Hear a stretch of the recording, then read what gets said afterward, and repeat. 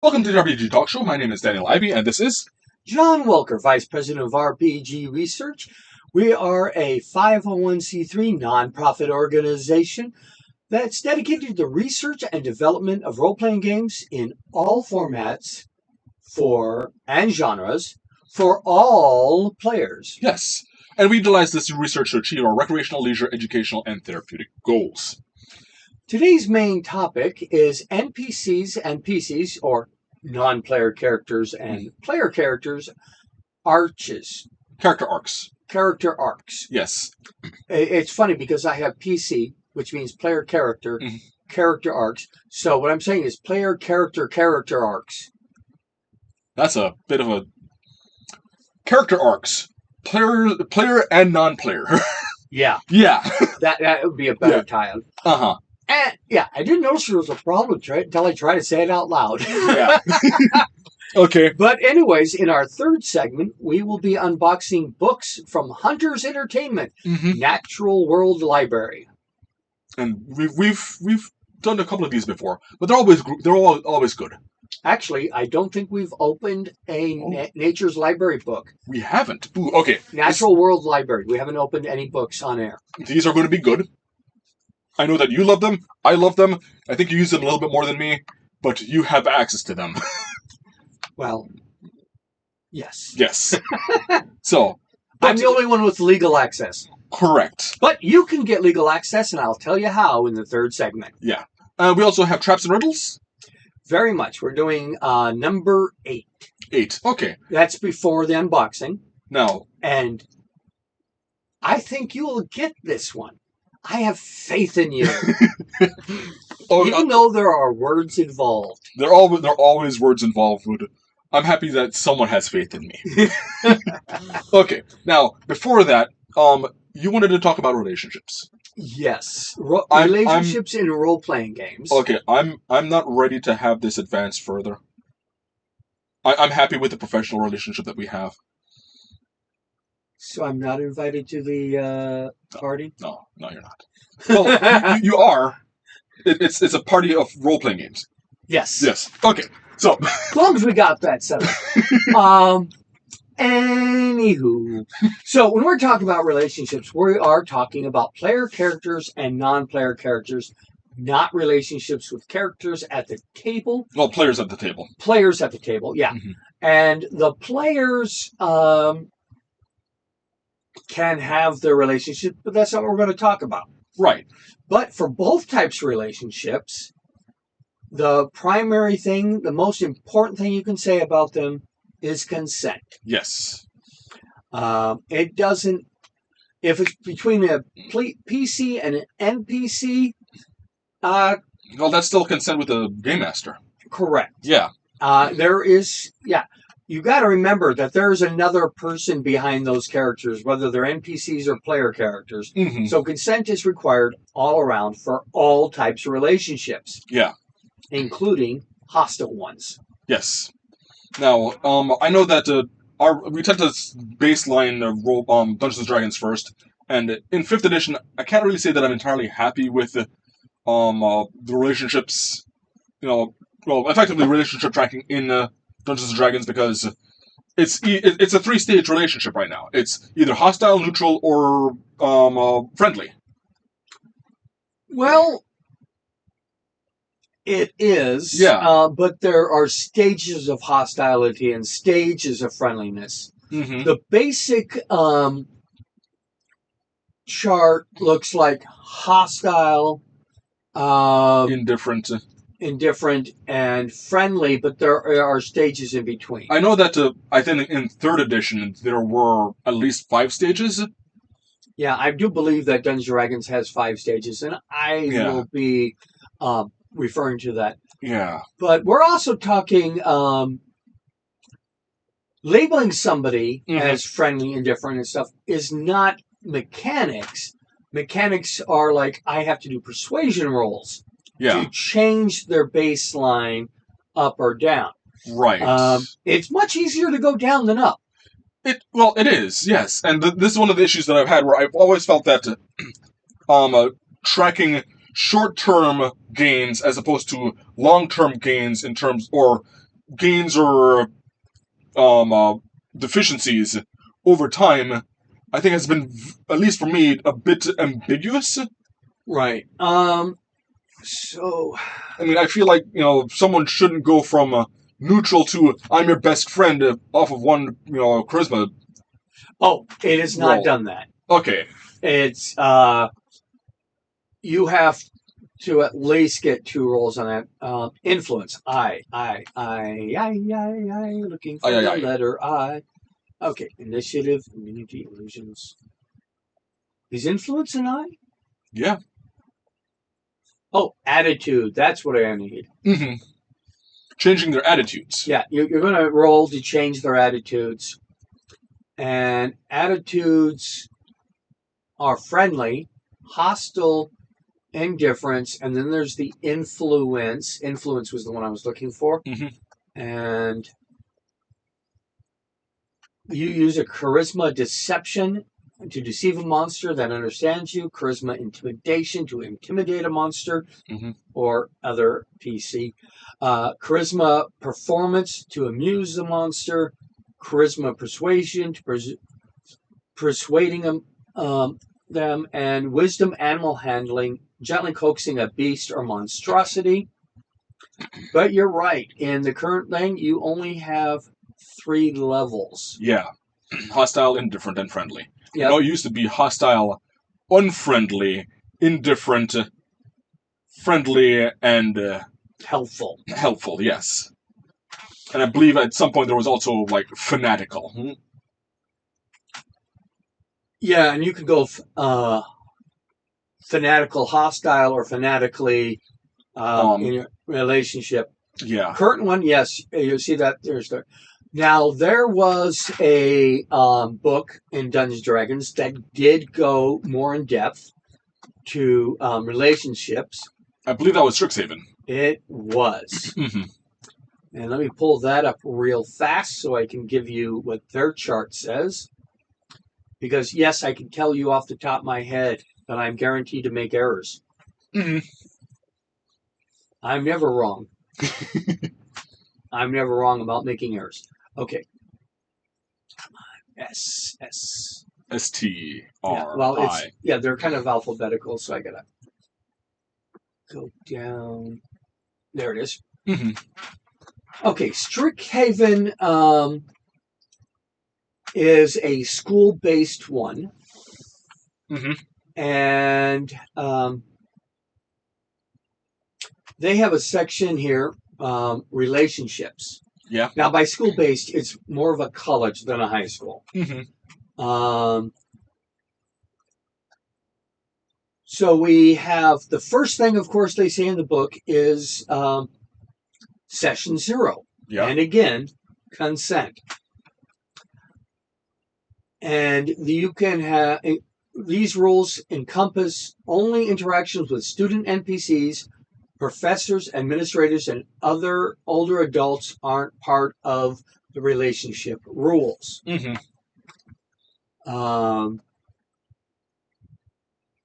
So session 0, again, doing all the right rules, using the rules, and you have introducing NPCs. Then you get relationship points. Now, this is kind of a wishy-washy way to do it. Yeah.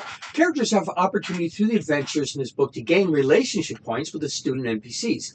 At your discretion, in addition to relationship encounters, other role-playing encounters might also provide relationship points.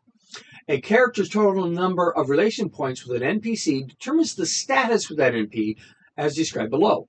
Relationship points start at 0 and increase or decrease by 1 each time a character interacts with one of the NPCs covered by these rules, whether in a relationship encounter or doing any other role-playing scene.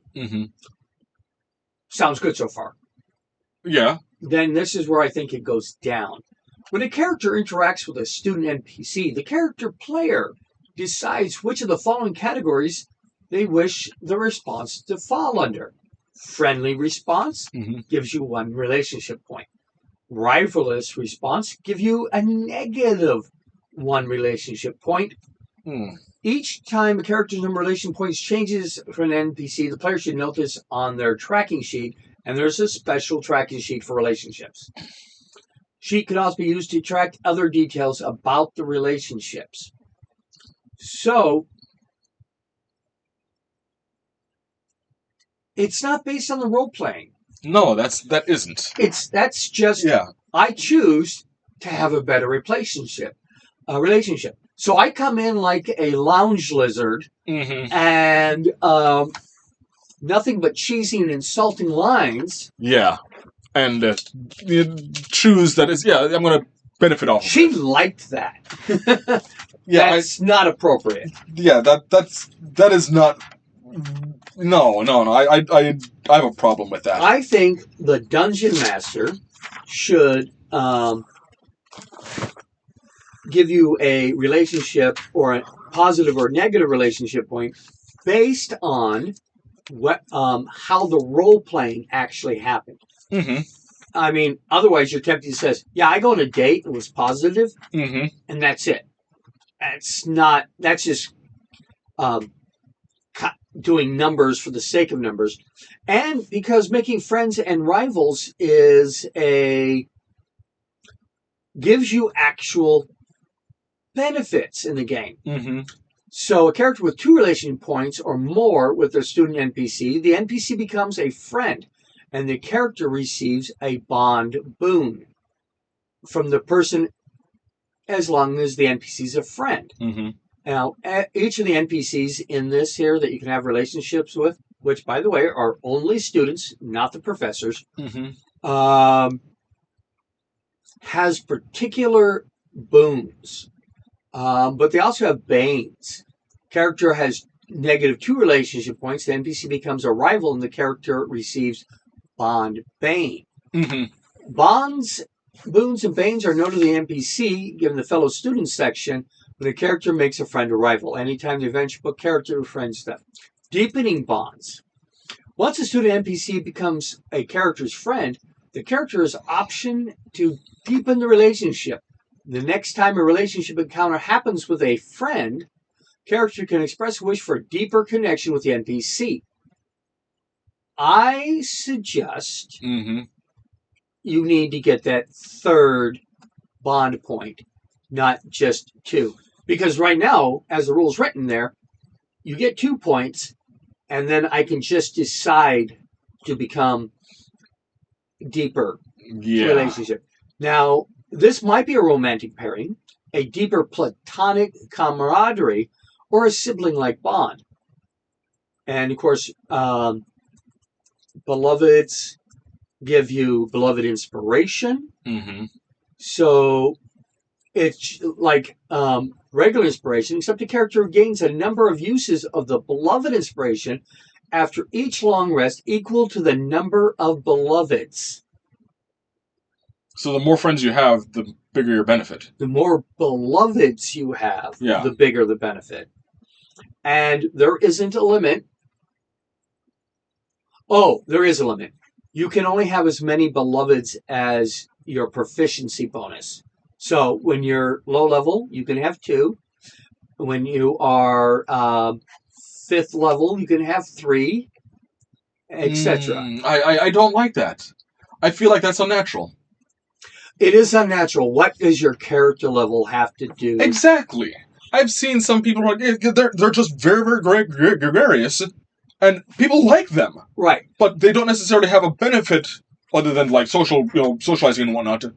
They don't get certain benefits from just having a lot of friends. Well, but remember, beloveds is deeper than just your friends. Yeah. You have your friend group, and then you have your in-group. Yeah. But I think the best thing to choose it on is not by character level, because like you said, it's very artificial. It is. But how about by charisma bonus?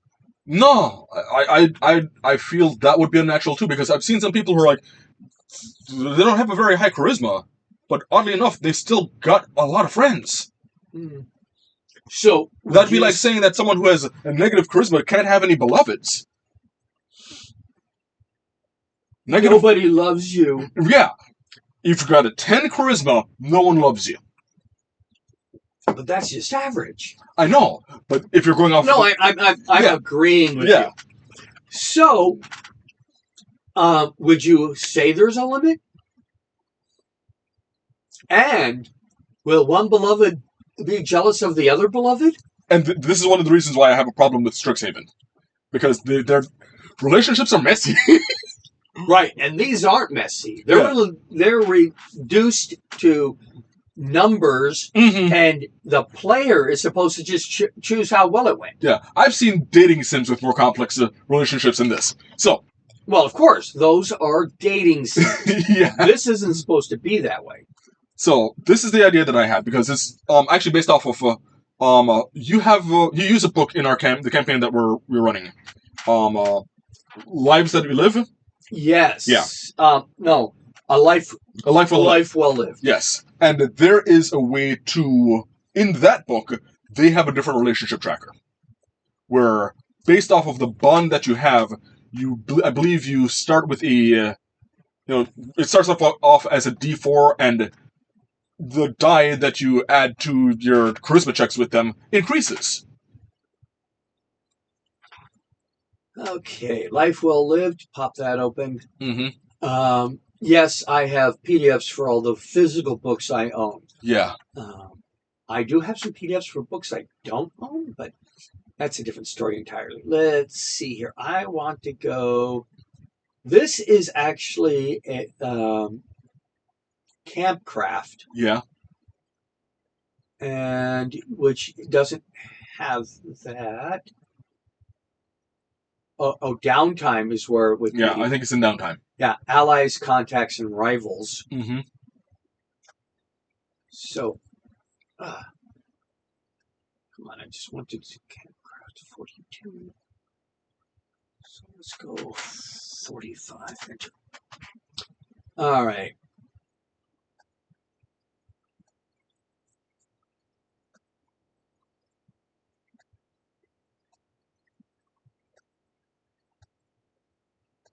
Keep talking when I'm looking. Okay, so even if it doesn't use the escalating of the die, that's something that I would say would be a wonderful way to track the level of the relationship, where it starts off as a D4, goes to D6, D8, D10, and then D12, and I'd cap out at D12. But I also feel that it shouldn't be arbitrary. It shouldn't be like, oh, I rolled a positive persuasion check on you, now it's a D4. I feel that it should be based off of, are you appealing to the character's ideals? Well, in that case, that's one of those things where people shouldn't skip the ideals and bonds. I know. And I absolutely believe. I love the idea of ideals, bonds, and flaws. I wish it was more used.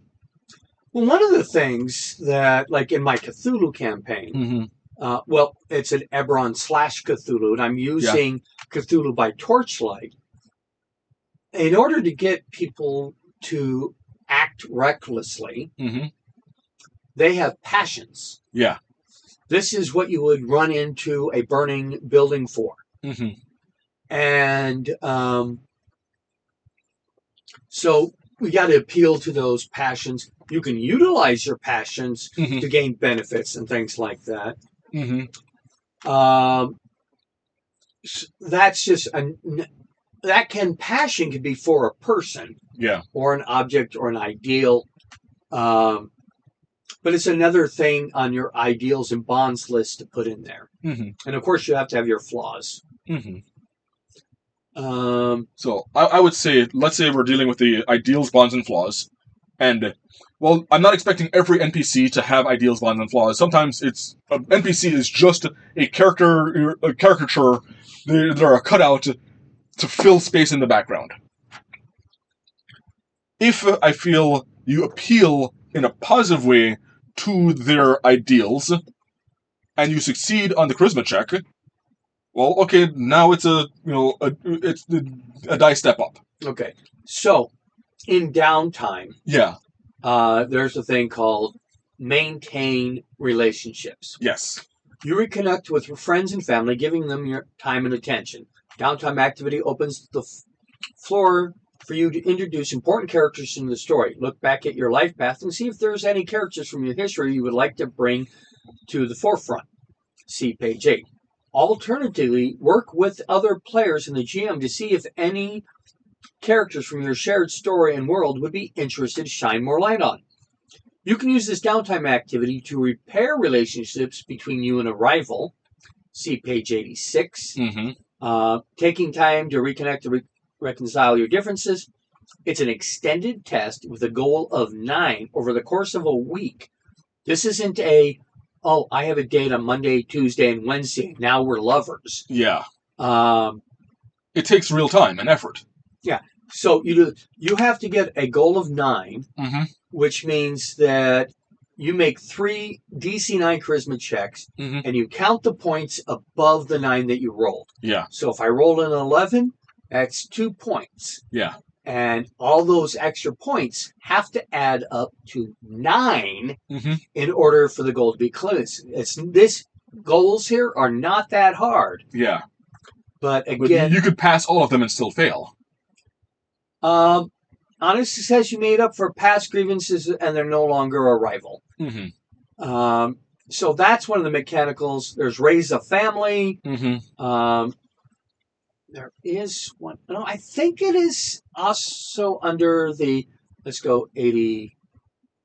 Would it say to go 86?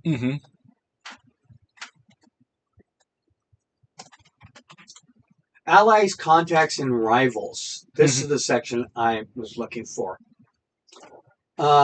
So you get a contact, and each contact has a suggested stat blocks. Contacts are in here. Yeah. Specific types like artisans, suggested stat block, noble. These provide brief descriptions, provide starting points. Remember, relations come with commitments. Some contacts might require payment or request a favor, while others only wish for the character to put time and effort into maintaining the relationship if the character is willing or unwilling. Also, this is weird. Brief description marking starting point for you to evolve the NPCs into living, breathing people within your world, within your own lives, goals, principles, and relationships. You may even find that these characters take on a life of their own and could become player characters, as they already have an established relationship with the party. Yeah. See upgraded to protagonist. Yeah. So, you lost your character? This NPC is ready to roll. Yeah. Then,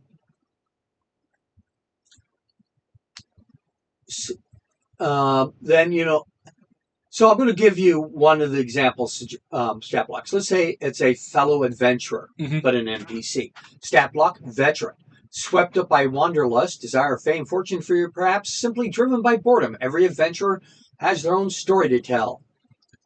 As an ally, the adventurer will likely know local or famed dungeons and dangerous areas through experience or exploration. They can provide information about terrain, enemies, secrets, entrances, and the like.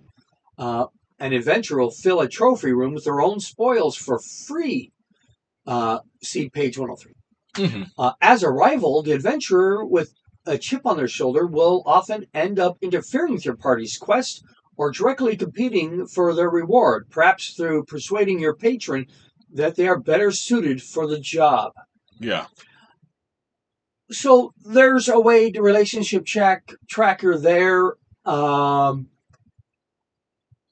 There are mechanics in the downtime activities, and I believe there's one for it in the campcraft. So the difference between a downtime and a campcraft is that a campcraft is done during a long rest. Yeah. And a downtime is over the course of a week. Yeah. One of the downtime activities, the first one is adopt a pet. Let's see. Send for aid. Repair research. I think it's no P. I know there's one for strength in a relationship. And maybe I'm wrong, and it's just here. Worst case scenario, go to the back. and read the chart they have for it. They have all kinds of they have character sheets and all. Don't get distracted, John. We're talking about relationships. Okay. Yeah. Downtime activity index. Creating a culture. Find companionship. Yes. Deepen your relationship with a close friend or love interest. On page 69. Yes. And we already did the one about reconnect. Yeah. And those are all what was the other one? Establish contacts. Mm-hmm. So you establish a contact first. Yeah. Then you can what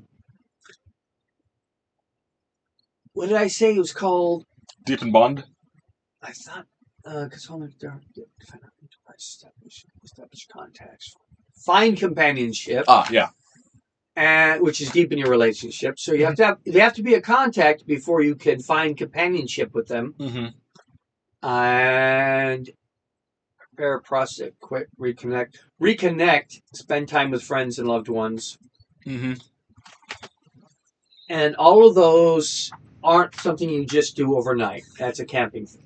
Like a camp time. Now, the camping, aid an ally, appease a Patreon, those are all relationship things that you have under here. Research, repair, purchase ingredients, play games.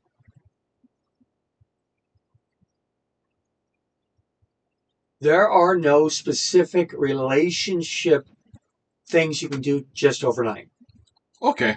Now, there are things you can do overnight, but you're not going to get relationship points. Yeah, it's not going to be permanent. But one of the things that I'm looking for whenever we're dealing with any type of tracking of relationships is, like they mentioned, rivals. Mm-hmm. In Strixhaven, it feels like, oh, you get to choose whether or not this person is a rival. Oftentimes I've seen, especially in good writing, you get a rival whether you liked it or not. Right. Yeah, the inadvertent rival. And I feel, if you don't know, for example, a NPC's ideals, and you accidentally step on them, then that causes rivalry. I have seen, and I think this is good writing, where somebody declares a rivalry against them because they saw them do something they perceived as with ill intent or bad faith. They just like, oh, this guy's a abuser or whatever. Yeah. And I'm going to be against him. And then he finds out that the person has an actual innocent explanation. And in the Call of Cthulhu example is when your passion ends and has to be replaced with another passion. Is example, you've either eliminated your rival. Yeah. Or you found out he was innocent all along. And that would take the passion out of... Yeah. And I figure, especially with the dice stepping that I mentioned, when I'm talking about these dice stepping, it isn't just for like, oh, the positive relationships. Have that be for the rivals as well. So, if the rival's at a D12, and no matter what you roll is going to have a D12 against it, it's going to take a lot to mend that relationship because that person hates your guts. Well, there's another one in Dungeons and Dragons, so to speak, that it's a third party. Yeah. So I'll have to admit, Life Well Lived is third party. It is. Cthulhu by Torchlight is third party. Yes. And the One Ring role-playing game for 5th edition Dungeons and Dragons is obviously another third party. All of these are available on D&D Beyond and at your favorite bookstore. Yes. Go there first. But support your brick and mortar. You have your patrons. Yeah. And if it's an important meeting, there's the council meetings. There are the councils or audiences. Yeah. And I think in one book it's council, and the one ring, Mm-hmm. it's called a council. And well, I don't know which one's which. Yeah. One says audience, the other one says council. Yeah. But you start off with how important is the ask. Yeah. And whether or not that ask is something that is simple, would have done anyways, Yeah. to you're asking me to kill my only daughter for this. Mm-hmm. It's all on these different lines, and Yeah. you have to go through the introduction. Yeah. Then you have to lay your argument out, Mm-hmm. and then you have to roll to see if it's successful. And the Dungeon Master can also give you benefits. Yeah. The older version of the One Ring Mm-hmm. had racial benefits, and not benefits. The 5th edition, the 2024 5th edition version, Mm-hmm. isn't like the original One Ring. Yeah, like where you had to, I believe there was a traditions test to see if you were, abiding by the proper etiquette. Right. No, that's in both of them. Okay. But what is not in the newer version Mm-hmm. was racial modifiers. Mm-hmm. Elves, the plus or minus for elves and dwarves. Yeah. The negative connotation for trying to convince an orc. Yeah. So I'm actually happy that that's gone, because I feel like that shouldn't be spelt out, that should be dynamic. it should be in the role playing. Right. You shouldn't have a mechanical thing. But it did reflect the relationships people had in the source material. Yeah, I don't mind having initial attitudes, but even that should be, well, what's the initial... And this is something that I talked about in the settlements. I don't have, initial attitudes per race or species. I have initial attitudes based off of the settlement. This is just the prevailing ideas right. In the settlement. They don't like orcs here. Maybe they have a long history of, orcs being bad. You come in as an orc, well, there's going to be that racial prejudice. You go for another town over that hasn't been raided by orcs, it's not there. Right, definitely.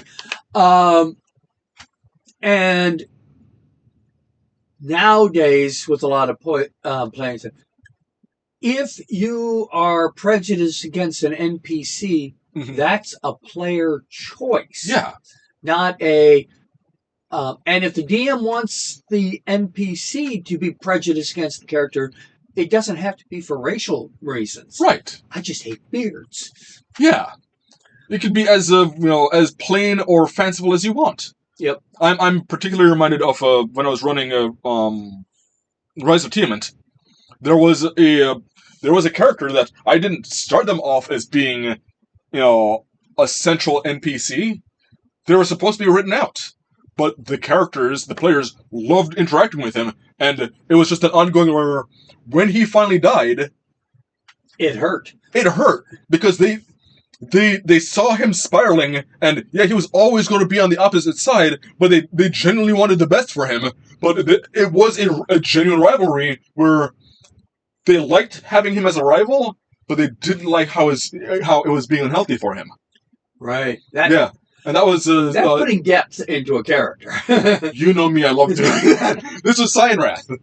Yeah. It started off where he started with a duel, and the bard dueled him, and it was nothing but he was trying to attack, and she would, he only had one attack, and he always failed his wisdom save against the vicious mockery, and because of the vicious mockery, he'd attack with disadvantage, and he'd always miss. And next turn was like, well, more insults, yeah. And eventually I said, okay, this is trying to hurt his feelings. It did. It did. The one that really stuck was she made, because it's vicious mockery. If you're not taking the time of like, well, what was the insult? I mean, what are you doing? What else? And why are you playing a bard if you don't want to role play? Exactly. So she role played that his skills, because he's a dragonborn or a half dragon, weren't nearly as lustrous as he believed. And that was the last insult. And he took that personally. And afterwards, every time he was around, I'd say, like, oh yeah, oh, by the way, you smell lavender. Because it got under his scales. Yeah. He's trying to buff them up. And they loved that. They absolutely loved that. And they would encounter him, and it would be another slight against his pride. Okay. Yeah. And So- then spiral. You mentioned Tyranny of Dragons, Yes. in which we can bring up another relationship tracker, Oh, really? but this time the politics. Okay.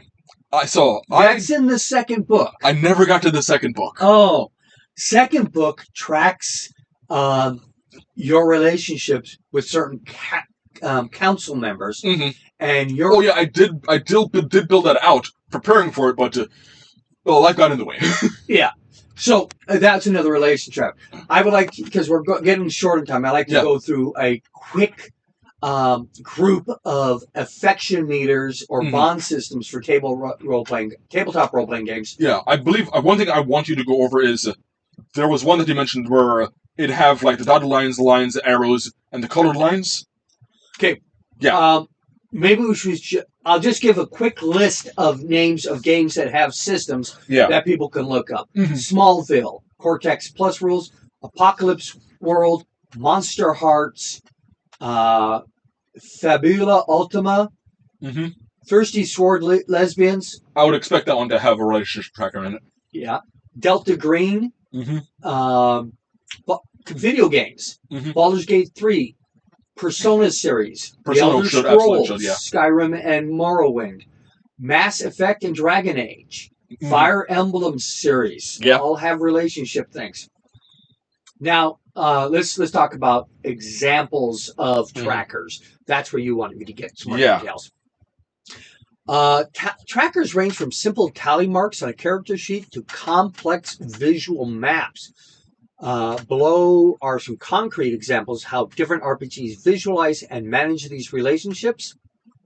Yes, I did AI research for this. Mm-hmm. I'm reading from the script. Okay. Tabletop RPG trackers, strings, Monster Hearts, and Urban Shadows. These act like a form of social currency. Players track how many strings they hold on others and vice versa. On their character sheet, you spend a string to force an action or gain a +1 bonus. Bond clocks, Blades in the Dark. Use circular clock divided into 4, 6, or 8 segments. As you perform favors, you fill segments.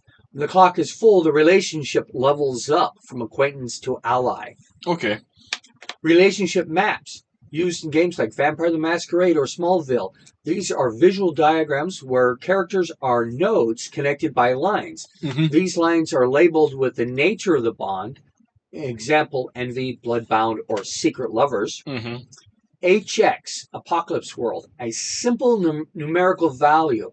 Example, HX plus 2 next to a player's name. It tracks how well you know them, in quotes. Resets whenever it hits +4 to grant experience. Mm-hmm. So in Apocalypse World, you can gain experience by attending to your relationships. Okay. Digital trackers. Approval bards for Baldur's Gate 3 and Dragon Age. Social link ranks, Persona. Scale of 1 to 10 star ranking. And reaching rank 10 maxes out the relationship and provides a major mechanical breakthrough. Mm-hmm. Disposition icons, Fire Emblem. Visualize as C, B, A, or S icons. In other words, the Japanese grading system. Mm-hmm. And heart system, Stardew Valley and RPG Maker, often shown as a row of 10 gray hearts that fill with red color as you gift items or talk to NPCs. Mm-hmm. There are specialized tools. Kumu.io is a digital mapping tool used by many GMs to create interactive color-coded relationship webs, complex political campaigns, and the Love Ledger, a specialized system agnostic character sheet specifically for tracking trust, intimacy, and respect levels across multiple NPCs. And that was Kumo? The one is Kumu, Kumu .io. .io. Okay. Now, and then there's the love ledger. So I asked for some examples that I could use. Basically a template. Yeah. And Google AI came up with a couple text-based trackers, these two templates. One is the bond ledger, or a ledger, which is just a simple list. Best for tracking individual NPC dispositions and some specific emotional tags. You can print this or keep it in digital note-taking app like Obsidian or Notion. So examples: NPC name, LRA. Status level, ally, 3 out of 5. Nature of the bond is indebted. Key interaction / notes. Saved your brother, hates the guard. Silas, rival, 1 out of 5. Nature of the bond, competitive. You beat him at an archery contest. Status scale, use 1 to 5 hearts or diamond scale, or just use the numbers 1 to 5. Use keywords like romantic, professional, fearful, or strained for the nature bonds. Now, the other one is a more visual map, and it's a bit more complex, but it gives you more information. Yeah. So the Web of Intrigue visual map, best for seeing how the party fits into a larger social ecosystem. This is often called a relationship map. Yeah. The setup. Place the player character in the center of the circle. Yeah. Place NPCs or factions around them. Now, when I say player character, that's if you're tracking each character separately. Yeah. But you could put all the player characters inside one. Yeah. Because this is a DM tool to keep track of things. And then all of the NPCs and factions around them. And then you draw connections. Solid line are known relationship. Yeah. The dashed line are secret or rumored connections. And you can go from NPC to NPC, NPC to faction. And of course, all things can go to player characters. Yeah. Some things won't even have a connection to your player character. But an arrowhead is directional. Sylvia loves Elra, but she doesn't know him. So Silas is male, Elra is female. Elra doesn't know Silas. So there is no arrow going towards him. Yeah. But he has a arrow of love going to them. So it's one-sided. It's one-sided. I mean, he loves her from afar. The perfect paladin trait for love. At least according to, what was his name? Morris Maury. The guy who wrote a lot of the King Arthur stuff. Yeah. Anyways, color coding. So these lines, whether it's the solid line, dash line, or arrowhead, can be coded by color, so you don't have to write all this stuff down. Green is positive or friendly. Red is hostile or antagonistic. Yellow is neutral or transactional. Purple is romantic, intimate. So Silas would have a purple line pointing at Elra with an arrowhead on the Elra side and nothing going back to Silas. Yeah. Because she doesn't even know he exists. Platonic relationships would be green. Yeah. They're positive and friendly, but they are not purple. Right. And a thing that can also be there, a person who's in the friendship zone, who I've been told doesn't exist, and that's an inaccurate assessment, I think, because it doesn't matter which side you're on, male or female or male to male, it doesn't matter. Yeah. There are people who would like a relationship to become more intimate, and the other person wants to keep it platonic. Yes. That person is in the friendship zone. They're friends, no benefits. Yeah. That would be like purple going one way but green going the other. Exactly. Yes. That's how you or a no, you gave me exactly the example. Right.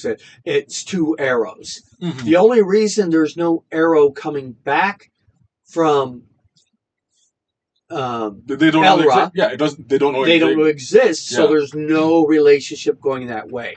Well, there's also the very ugly but always amusing purple arrow one way, red arrow the other. Exactly. Gotta have the soap operas. Or the purple yellow. That one's always. You're in love with your client, or vice versa. They want it They want to keep things professional, but you don't want it to be professional anymore. Yeah. So is that the friend zone? No, that's the client zone. That's the client zone. Yeah. Gotta keep this about business. Speaking about business, after this we have the main topic, which is character arcs. Yes. Yes. Both player character and PC as yes. well. And after that we've got our traps and riddles, and then we've got our unboxing. Yes. So, and I made props. Yay! So, after these messages we'll be right back. Welcome back to the RPG Talk Show. We're going to our main topic, which is character arcs. Correct. We're going to discuss it from the perspective of player characters and non-player characters. Yes. Because they can be different. Yeah. And of course, obviously, that you can have, when you're talking a role-playing game, when you have 4 to 5 main characters, yeah, they can all have separate arcs. Yeah. So instead or they can have the ensemble arc. They have the ensemble arc. Yes. Okay, your turn. So, we can go into very, very complicated arcs. For example, you mentioned off screen the hero's journey, which is a type of arc. Right. But in terms of, I didn't want to really get into the weeds of all the different types of arcs. For example, we can go into redemption arcs. I'm going to simplify them to 3 different areas. Okay. Positive arcs, negative arcs, and neutral arcs. Where you end up where you started. Right. And the neutral, a lot of people tend to treat neutral arcs as boring, but I'm going to make an argument for those. So. Well, those could be slice of life, or they could be a bell curve. Well, no, the bell curve is not a neutral arc. Well, if you end up where you started, see, that'd be a more complex arc where you've got a positive arc into a negative arc. Yeah. Neutral is a flat arc. And I'll give you an example. Okay. Well, let's start off with that. Superman has a flat character arc. I'm going to have to state that depends on the writer and the story. It does, but a lot of times, Superman has a flat character arc. Same thing with Goku. Goku has a flat character arc. His beliefs don't really change. He wants to be the best fighter that he can be. And that's it. The interesting part about those character arcs isn't the character, it's how they affect the world around them.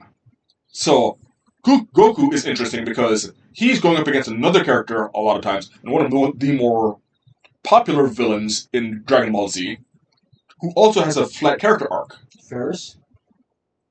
Frieza. Frieza has a flat character arc, but they butt heads. Neither of them are going to change, but they do change the world around them. People challenge Goku. Goku doesn't change. They change. Vegeta challenges Goku.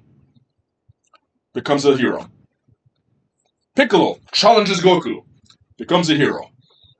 Frieza challenges Goku. Just hates Goku more. Who's the other show? There is One Piece. Mm-hmm. But there's another show that I'm thinking of, and I just barely could get an image of it in my head.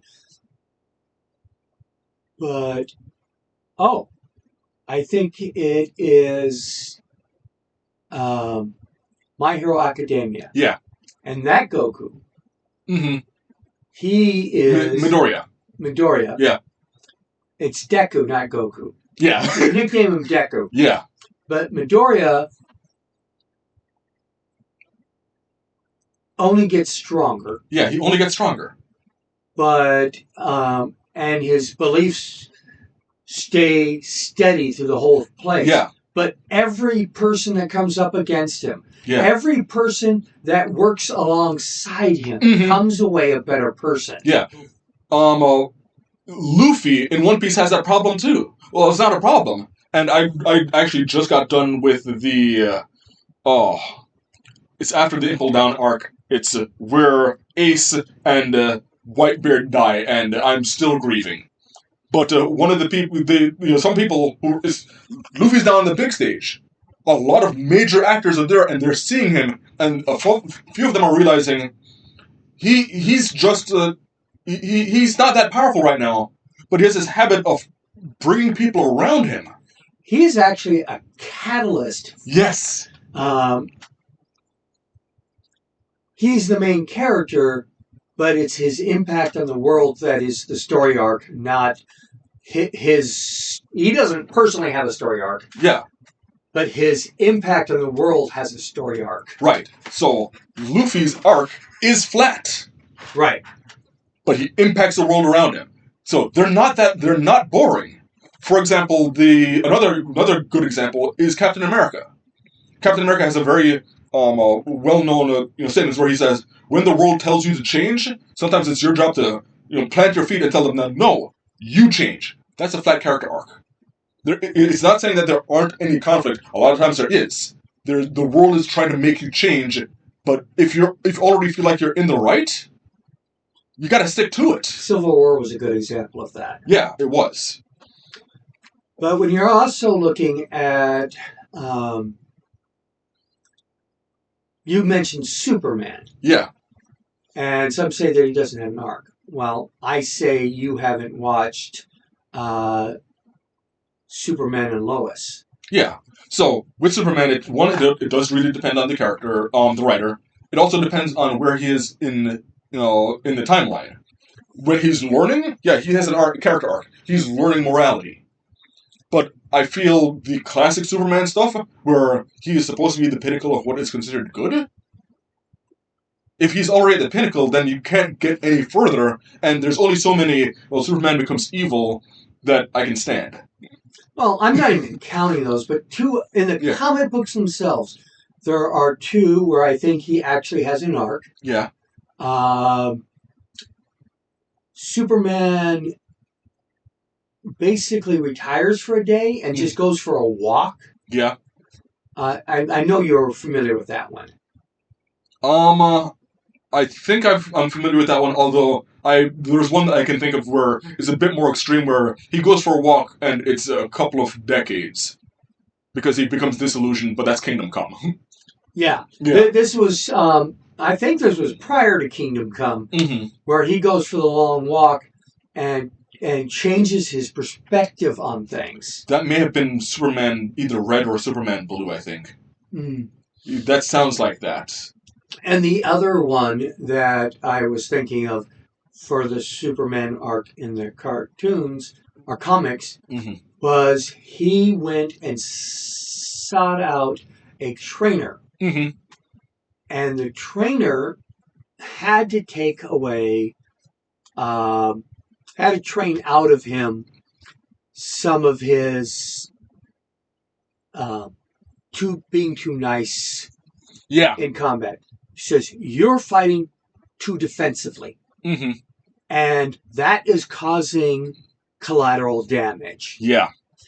But he teaches him how to fight decisively and quickly because the faster the fight's over, the less time for collateral damage and things like that.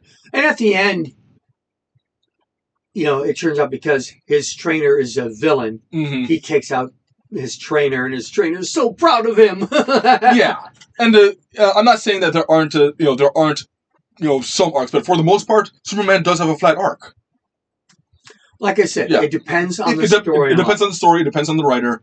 But for most people, when they think of Superman, they're thinking about his flat arc. I hate to say that, but that's true. Yeah. Mind you, it took me a while to learn to like Superman because I did find it boring. Batman, on the other hand, has a definitive arc. He has a ping pong. Just down, yeah. up, down, up, down, up.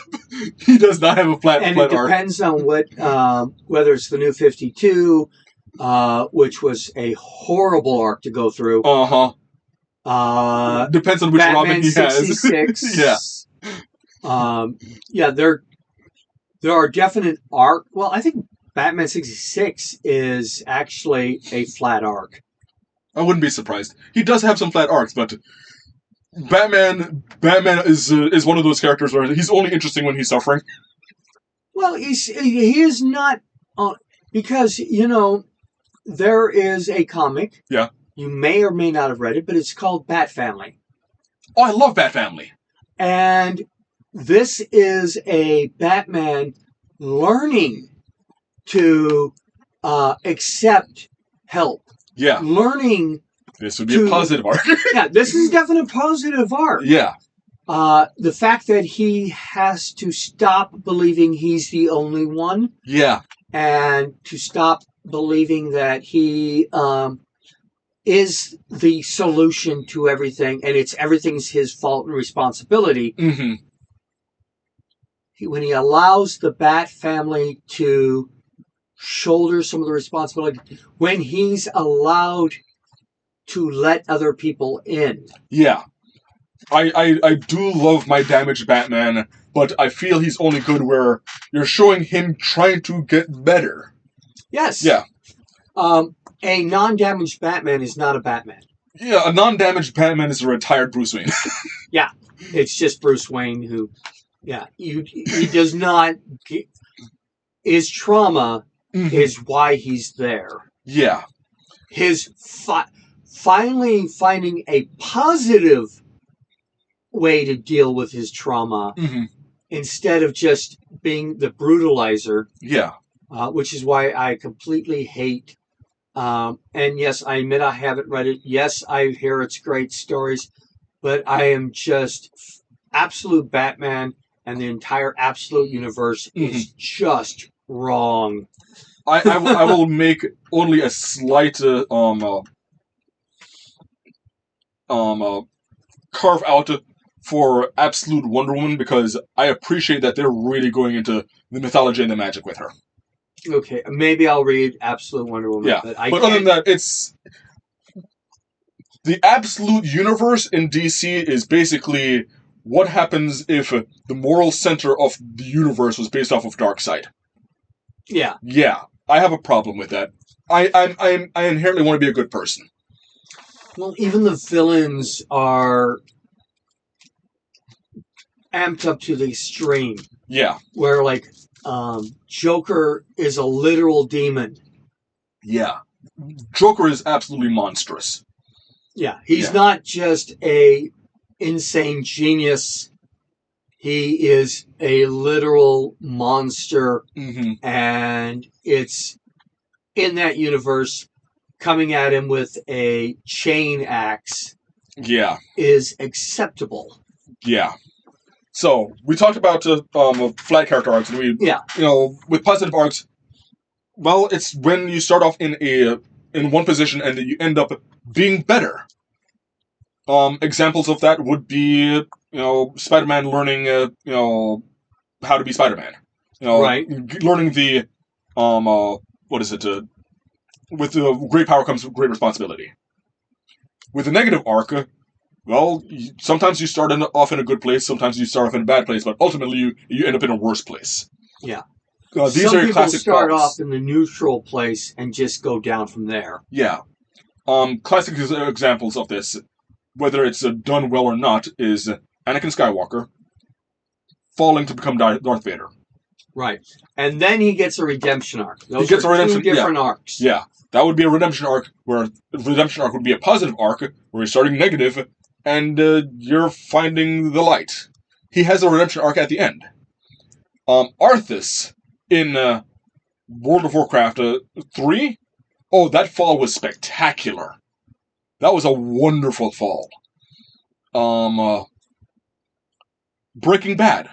Walter White, that's a fall. That's a negative character arc. Yeah, he went from a fairly good guy to a not literal monster, but monster in the sense of his actions and his morality. Right. A negative arc would also be Hannibal Lecter. But his arc started when he was a kid. So saw some atrocities, got his things, and he went downhill from there. I would say, okay, Hannibal Lecter. He doesn't have a positive arc. He doesn't get better. Hear me out. I'm trying. Okay. Hear me out. Okay. So, when we're talking about Hannibal Lecter, he is a horrible person. In Silence of the Lambs, I would say he has a flat character arc. Well, Silence of the Lambs is like a chapter. Yeah, it's a chapter. But in Hannibal, I actually think he has a positive character arc. He doesn't stop being a monster, no. But at the end of Hannibal, he has a choice because, Clarice has captured him in some way or he's captured her, but they're, handcuffed together. And the police are coming in and he's like, no, he is not going to be captured again. He has a choice because he's a cannibal, and he is not above chopping people up, brutalizing and killing Clarice. And he chooses not to. He chops off his own arm. He makes a sacrifice. He's still a monster. Yeah. But that would be positive. That's called a blip, not an arc. Well, that's where it ends with him making that sacrifice. But it's not much of a positive, but it... Well, it is. In Clarice's life, that's a huge positive. Yeah. But in his lifespan, because after Hannibal, he didn't stop being a cannibal. Yeah. He didn't stop. He had a blip. Yeah. His arc is still going down this way. Oh, yeah. And, this is one of the reasons why I'm trying to, break it down into simple. Are we going up or are we going down? Because if we have, character arcs over across, it's going to go back and forth. And that's what makes characters interesting. If you look at Xena Warrior Princess... She has a positive arc. It's an extremely positive arc, and she started down very low. Yeah. But, which is also interesting because we don't have a lot of story. We do have it in Hercules. Yeah. That series where she starts off as the villain. Yeah. But with little peaks of thinking about going up. Yeah. And then we get back into her own series where she has this positive arc with occasional blips. Yeah. But she went from the worst kind of villain that you could have as a female. And she makes it to heaven. Yeah. Now, I want to bring this down to, because this is the RPG talk show, I want to bring this to role-playing games now. Yes. Yes. How do we create these arcs for a role-playing game? Yeah. So this is all about role-playing. And there are, I feel, two major axes that we can look at this. Player arcs and non-player arcs. With player arcs, that's going to be between the player and the GM and, is this something that they're discovering, or do they want a flat arc? And most of them are going to be that, where they're just playing their character and they're going with the flow, whatever it is. Some of them want a positive arc, where they're starting in a negative place, and they're trying to be better. I have a character in one of my groups who hasn't quite decided how his arc is going to be, but he's starting off as lawful evil. And he has to work with the party. Yeah. And he may either have a redemption arc, which is likely in the particular modules that I'm running. Yeah. Or he can go on the dark side. If he goes too far on the dark side, he loses his character. Yeah. Yeah. So that is something that is going to be between the game master and the players. There's also, you have your falls, and, you've got the standard, your classic, the paladin fell, Honestly, he was tricked. A lot of times. Yeah, he was tricked. If you have a paladin, he was Pushed. He was pushed. He didn't fall off that cliff. Yeah, someone yeeted him off. Mm-hmm. What I find interesting, though, as well, because I had this with a couple of my games, where I'm not dealing with NPCs, and some of them are scripted. But I've had some where the players latch onto certain NPCs, whether they're a villain or not, and it's like, romantic or not, I can fix him. We're going to make this one better. Biggest example was with an old group of mine. Mm-hmm. Great role players. They basically kidnapped a goblin. Uh-huh. And by the end of the storyline where we left off, this goblin was now a priest of a storm god. He was a good character. He had a very positive arc. And he went from weak to powerful, neutral evil to, I'm going to say, at least neutral good. Yeah. Although if he's a priest of a storm god, I would probably say chaotic good. He may have been chaotic, or I don't remember if we even really dealt with his alignment. Yeah. Other than the fact that he became a good person and became that was, 0 to hero. Yeah, it was 0 to hero. Now, there's 2 campaigns that I want to talk about where I love both sets of role players. One was Tyranny of Dragons. There's an NPC in there. You encounter him fairly early. This is Cyanrath. He's a half blue dragon, and he's supposed to be one of the villains. Yeah. And he starts off with a duel. And this was the first interaction, real interaction the party had with him. And because at this time, the only person who was there was the Bard, it was the Bard versus Sindragosa. Sindragosa at this time only had 1 attack. And the Bard really only had 1 effective attack, and that was Vicious Mockery. And it was insult, success. Attack with disadvantage, miss. But the insult didn't do really enough damage to really be substantial. Your Vicious Mockery is different than I remember in the rules, which is the cutting remarks actually hurt. Yeah. And do hit points damage. Yeah, Vicious Mockery does do damage. It did a D4 on Sindragosa. Yeah.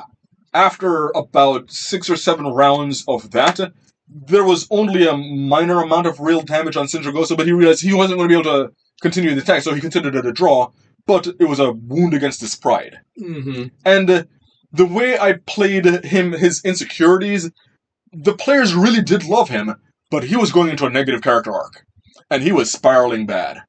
And the players really wanted the best for him. They didn't want him to not be a rival, but they felt sad when he eventually died, because when he eventually does die, he was in the worst possible place, and they felt bad for him. Yeah. Yeah. And then the story... You gave a character, in this case, a legitimate psychology, somebody who was actually responding to his environment. Yes. And the actions that were happening around him, etc. Long-term memory. Yeah. And it all felt natural. And yeah, that was a negative arc.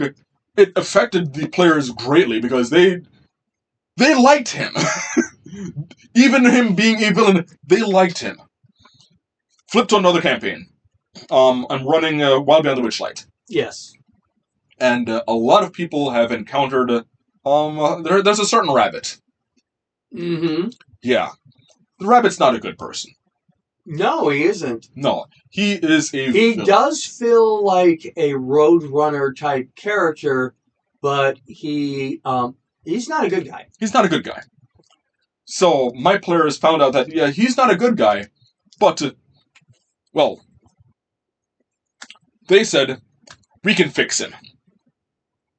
And I ended up talking with the players and like, okay, he's not a good guy. They understood that. They didn't want to depose him in power because they didn't want a power vacuum. But they couldn't just have him continue to be a bad person. So they figured out a way to appeal to his ego, because Agdon, his name is Agdon, has a massive ego. How do we take this ego and convert him into a good person? And at this time, we were watching, my wife was in the campaign, we were watching a certain anime. It's an isekai where... No, it's not an isekai. There's a character who's really good at video games. He's really good at really, really bad video games. And he goes into a video game where it nearly perfectly mimics real life, and there's a rabbit that he encounters. And it's a unique interaction, and this rabbit carries him to a hidden area of the world where he meets the effectively mob boss of rabbits. But he's not a bad mob boss, he just keeps everything under control. So she thought, what do we turn Agdon into that? Have him be responsible for all of his rabbits. So they worked on building up the relationship he had with the other rabbits, and it gave him some legitimacy, but then gave him responsibility. And gave Agdon a positive arc in Wild Beyond the Witchlight. So, let me ask you this question. For a player character, you got you have to have player agency. Yes.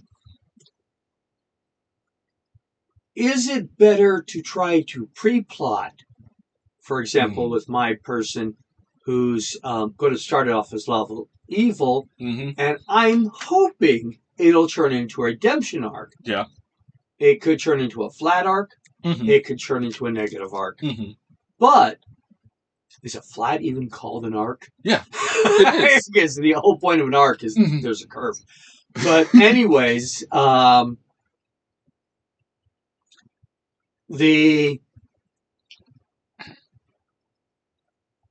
we won't know how it goes until we play. Right. I can plan it out.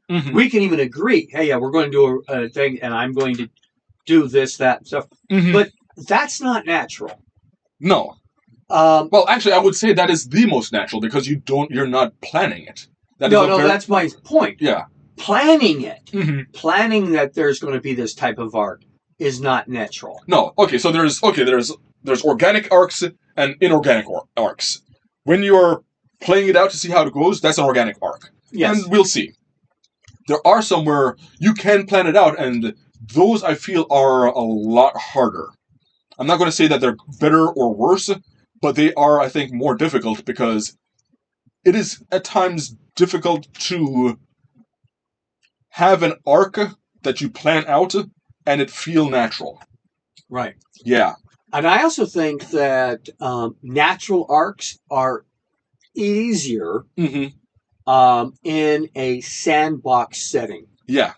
Where the characters can go anywhere, do anything. They have a lot more agency. Yeah, they don't have to actually follow a plot. I mean, a good DM in that area will have all of the NPCs that he's created have the what do they do if they're not interfered with. Yeah. Versus how they're going to respond if they're interfered with in a negative and or positive way. So you kind of have to plan out potential arcs for the NPCs. But the players can literally go and do anything they want. And the DM is just responding to it. Yeah. There's where you're going to get the most natural arcs. So this is generally how I do it. When I have my major NPCs, I at least have a mental note of what are their motivations. And there's a bunch of benefits to having what their motivations are, because instead of figuring out every little thing that they're going to do, if you know what their motivations are, you know how they're going to react to players exuberantly exercising their agency. Well, I see you have the motivations Mhm. and you have how they're going to respond, but you also have to have in mind for your NPC Mhm. how far they're willing to go. Yeah. Do they have lines they won't cross? And that's part of the motivations. If left alone, I know how those motivations are going to play out. Sometimes that's positive, sometimes that's negative. Mm-hmm. And when the players start interacting with them, that can change. That can has the possibility to change their motivations. They can find a way to get a character who's in a spiral to bottom out before they hit rock bottom and start climbing back up. And then you've got your redemption arc, and that feels fulfilling. It also is very impactful when they're trying to have them bottom out, and no matter how hard they try, they're buried. That is a fall, and it hurts. But it's now an impactful story. Yeah. They'll remember it. I know the players will remember it because, when I talk to some of the people from Tyranny of Dragons, they still talk about Cyan Wrath. Right. Yeah. So I try to set up motivations to figure out, okay, unmolested, this is what this NPC is going to do. Positive, negative, flat, doesn't matter. Maybe they're like the cabbage merchant, where all they want to do is sell the cabbages. That's a flat arc. And then the Avatar comes, and everything's downhill since. Literally. Yeah. His cart is rolling downhill without him. Yeah. you got to see how the players engage with it. And it isn't always the GM's prerogative to tell the players how they're going to interact with it.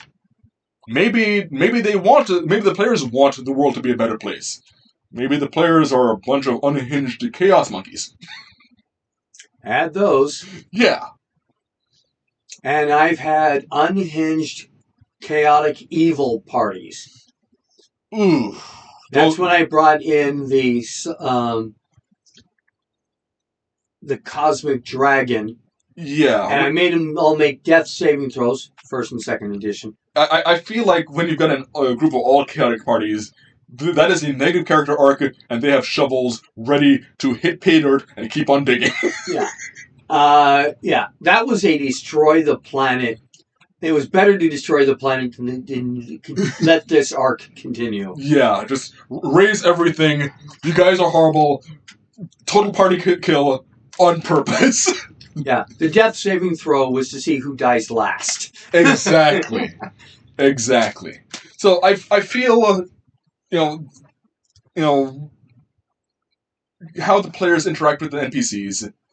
Starting with the game master's intentions of just how strongly do you feel the NPC would be going after their goal, and is it a positive goal or a negative goal? And also working with the players to see, well, how is your character going to react to this? I don't often see many times players being challenged on their perspectives, and is your player's philosophy going to change? Right. Yeah. So with I've tried doing that because I like consequences in my game. I like people thinking about what are they doing. I like natural consequences. Yeah. Things that are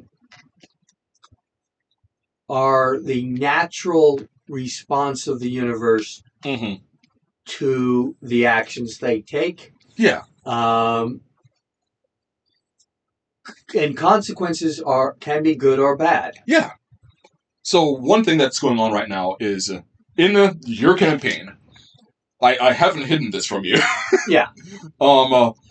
You have recently set us up on a trolley problem, where it's a damned if you do, damned if you don't scenario. And I figured, once Krita figured out this was a trolley problem, she doesn't like either of these options that she's being presented, so she's going to try and topple the trolley. I told you I was going to do this. I was going to try. And I'm working towards it. One of the things that I've engaged with is there is a player character who Krita has realized is in his own right powerful, but feels very overshadowed by the rest of the group. And one of the things that she has done is she has engaged her drow heritage. And I'm not talking about, oh, I've got dark vision.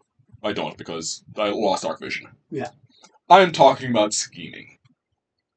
Krita has begun scheming. She has decided that And I'm very interested in finding out how you decide to implement this. Okay, so this is... But don't tell me the whole thing, because I want to respond naturally. Oh yeah, so I'm telling you what... Actually, you gave me a whole plot list. Yeah, I did. Yeah. I wasn't trying to hide this from you. I'm not trying to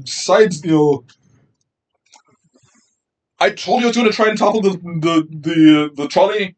I'm telling you how I'm trying to topple the trolley. I'm not trying to hide anything from you on this. Yeah. But in realizing that, okay, I'm trying to topple this trolley, I feel like Krita feels like she needs to get as many people in the party on her side with trying to topple this trolley cart as possible. How do you think you're doing on that? I think I'm doing okay. Okay. I feel of the players that I've engaged with, there is Hins, the paladin. Yeah. Trusty Jack, the other paladin, and Deluxe, the rogue. They're the ones that I've really engaged with so far. Deluxe I'm not too worried about. If I can find the angle where he can profit from it, he'll be on board. Yeah. Yeah. Okay, I think I've got a good read there. Hins is the hardest one for me. I made the argument that maybe if we do this, he can get a title out of it that gives him a little bit more leverage in the world. But makes him more equal to his wife? Yeah, more equal to his wife. But I was looking at Trusty Jack, and this is a character who feels like he's being overshadowed, and I understand why, because, well, Hins is a charisma monster. Yeah. This is a guy who has a passive persuasion check of like 20. Yeah. It's absurd. It is absurd. I mean, he can literally talk a fire demon into taking an ice bath. Yeah. Deluxe is a rogue and a skill monkey with the best and is ridiculous with that. Krita, when it comes to arcana checks and religion checks, I've rolled 30s easily. This is why I'm using the DCs from the 3rd edition. Yeah, I don't have a problem with it. Yeah, because you guys hit those on the regular. Yeah. We've got Shell, who is min-maxed. Yeah. Yeah. And he is so min-maxed that he overshadows having a personality. Yeah. So I enjoy playing Krita, but I like a collaborative game. I don't like seeing players who want to have fun and they're not having fun. So I want to help them have fun. So I've been engaging a bit with Trusty Jack's backstory. Right. He is an orphan. He is a conquest paladin. And I asked him, what does that mean? I remember this conversation. So, in my idea of how to topple the trolley cart, by the way, the trolley cart is this. We have some effectively WMDs in a city that we need to destroy. We have to destroy. We have to stop the production of these WMDs in the city. They're the equivalent of nukes. Yeah, they're the equivalent of nukes. But the presented method to destroy them allows it's destroying a barrier that allows the sea to come in. This used to be an old aboleth city. Well, if we destroy the barrier, which would destroy the WMD production, the aboleths now come in, and, well, Krita is allergic to fish. She doesn't like aboleths. And aboleths are an aberration that, left uncontested and given a place to harbor and grow, will become a problem. So she doesn't like either option. Right. So and these aboleths have a history of causing a problem on a local level. At the very least. Yeah. But they may decide to expand their Right. She doesn't want to empower that. So, on one side, do we continue to allow these nukes to be produced, or do we cause a interaction that allows a very malevolent force to come in? She doesn't want either. Mm-hmm. So she thought, well, what's one way to halt the production while maintaining that barrier? And she thought, well, what if we weaponize, as I described it, academic exuberance and expansionism? By getting in contact with some of the old factions from Cicerne and creating an adventuring hub in this area, who are now going to be very, very disruptive to everything in the area, but, well, they want to survive, so they're going to maintain the barrier. And she presented the idea to Trusty Jack. Well, what if we do this? We make you warlord of the area. You're now responsible. Now you're a legitimate political force in the area. You have actually had conquest. Yeah. I'm engaging with his conquest paladin. The conquest side of his paladin. Yeah. He's on board.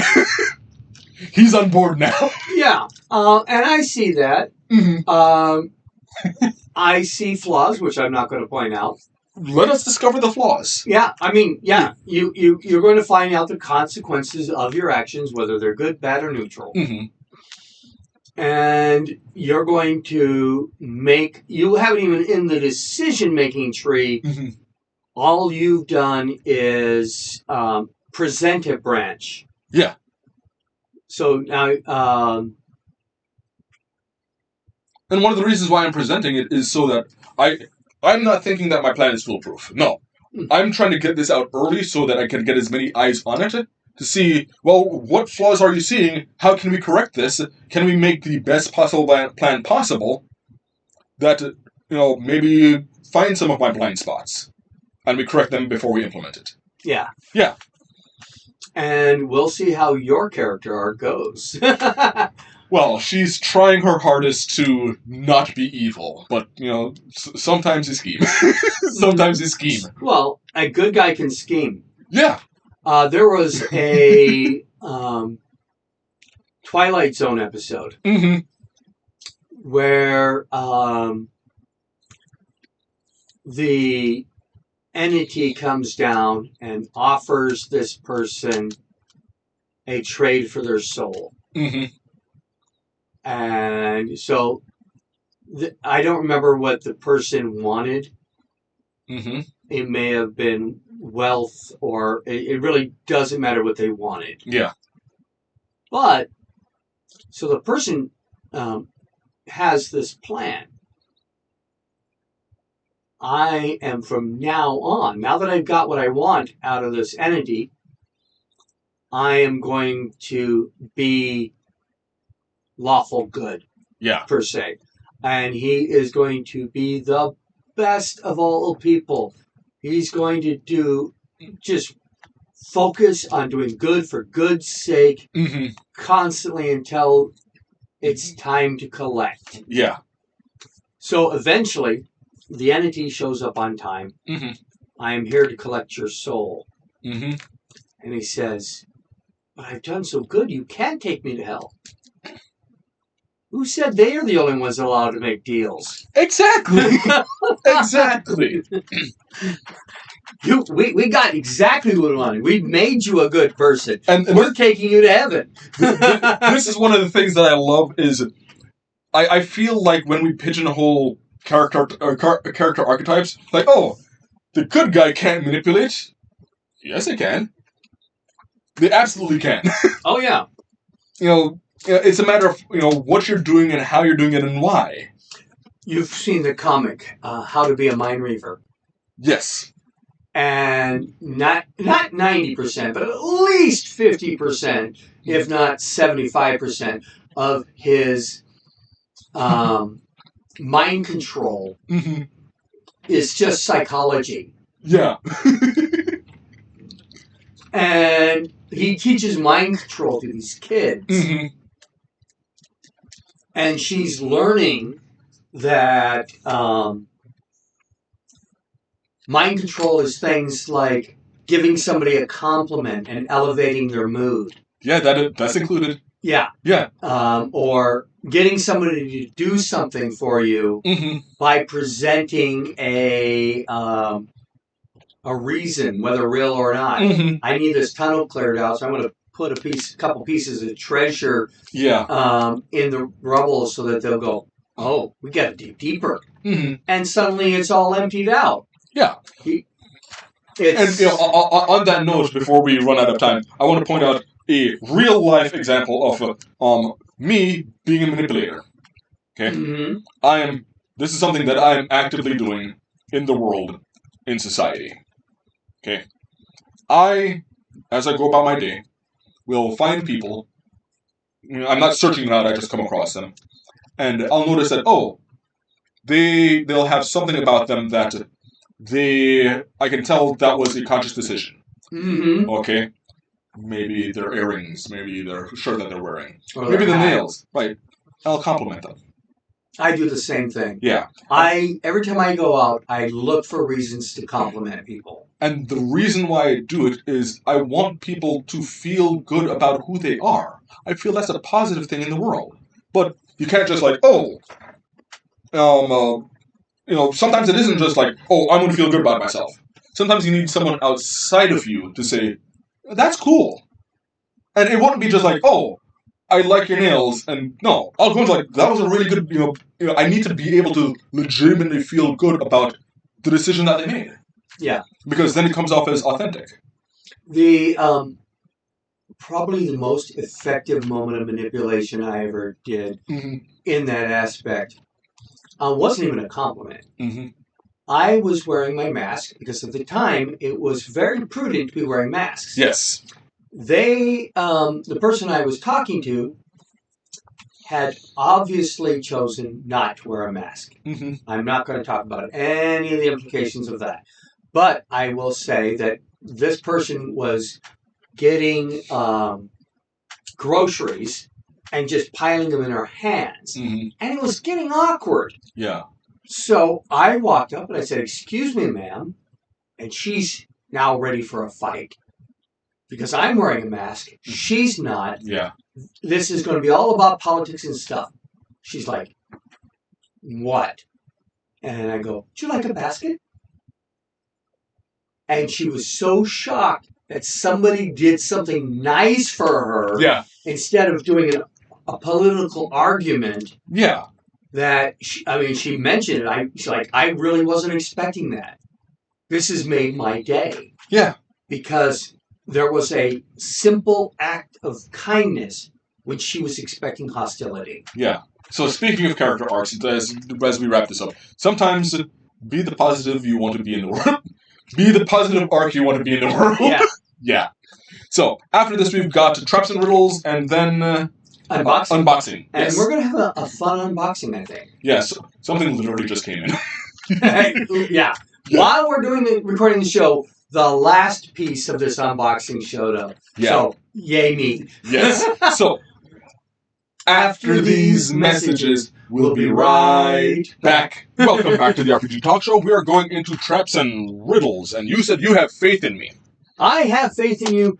You will figure this one out. Yes. But before we start, I need to do the boilerplate. Yes. Challenge of Champions 4 by Jonathan M. Richards, artwork by Andrew Hu and Arnold Zeng, cartography by Rob Lazzaretti.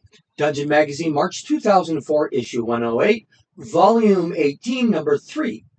Each Challenge of Champions is a series of 10 scenarios designed to test the adventurer's group leadership, adaptability, and cohesion. The scenarios are equally difficult for everyone, regardless of level. The rules are as follows. Team members must wear only regular clothing. Any weapons, armor, gear, or magical items needed for the scenario will be provided. Spellcasters can have no spells memorized or prepared. All spells used in the contest are cast the rings of spell soaring, as this allows all spells to be cast at the same level and negates any advantage higher level casters have over lower level ones. Familiars or magical companions are not allowed into the contest. New rule: a hint can be given for half points. You have 15 minutes to accomplish each scenario. A game ruling needed will be using the core 2024 Dungeons & Dragons rule set. Yes. Now, we've got our 4 characters, which are Michael Wildog Sorion, a champion fighter. All characters, by the way, are level 4 for the terms of the game rules. Joannie the Firehearted Nyzanthar, who's an Evoker Wizard. Geraldine Golden Dawn, a Life Cleric of Spokane, Greyhawk God of Sea, Weather, and Navigation. And last but not least, Scotty Quickflash, a thief in a local guild who I feel at this point feels very misgendered. This does remind me, before we get on, is that our president, Hawk Robinson, was thinking of us in the future doing something like the Dungeons & Dragons Open Yes. contests to do, for our own conventions or go to conventions and do it. I gave him some information on how the actual D&D Open is run, but I just thought of another thing he can look at for. What's that? What if he does a Challenge of Champions type? I'm going to have to think about that. The hard part is no matter which one we do, we've got to write it. Yeah, there's that. But I also feel that I admit these tend to go towards a certain playstyle, which happens to not be my specialty. Oh, you mean traps and puzzles? Yeah. Traps and riddles? Yeah. But I think that is a aspect of RPGs. It is. I think it fits under the exploration, I not would say the that. combat or social. But it is something that I think could be used in a tournament setting. Yeah. And I would do it. The cool part is we have multiple tables, all presented with the same puzzles to solve.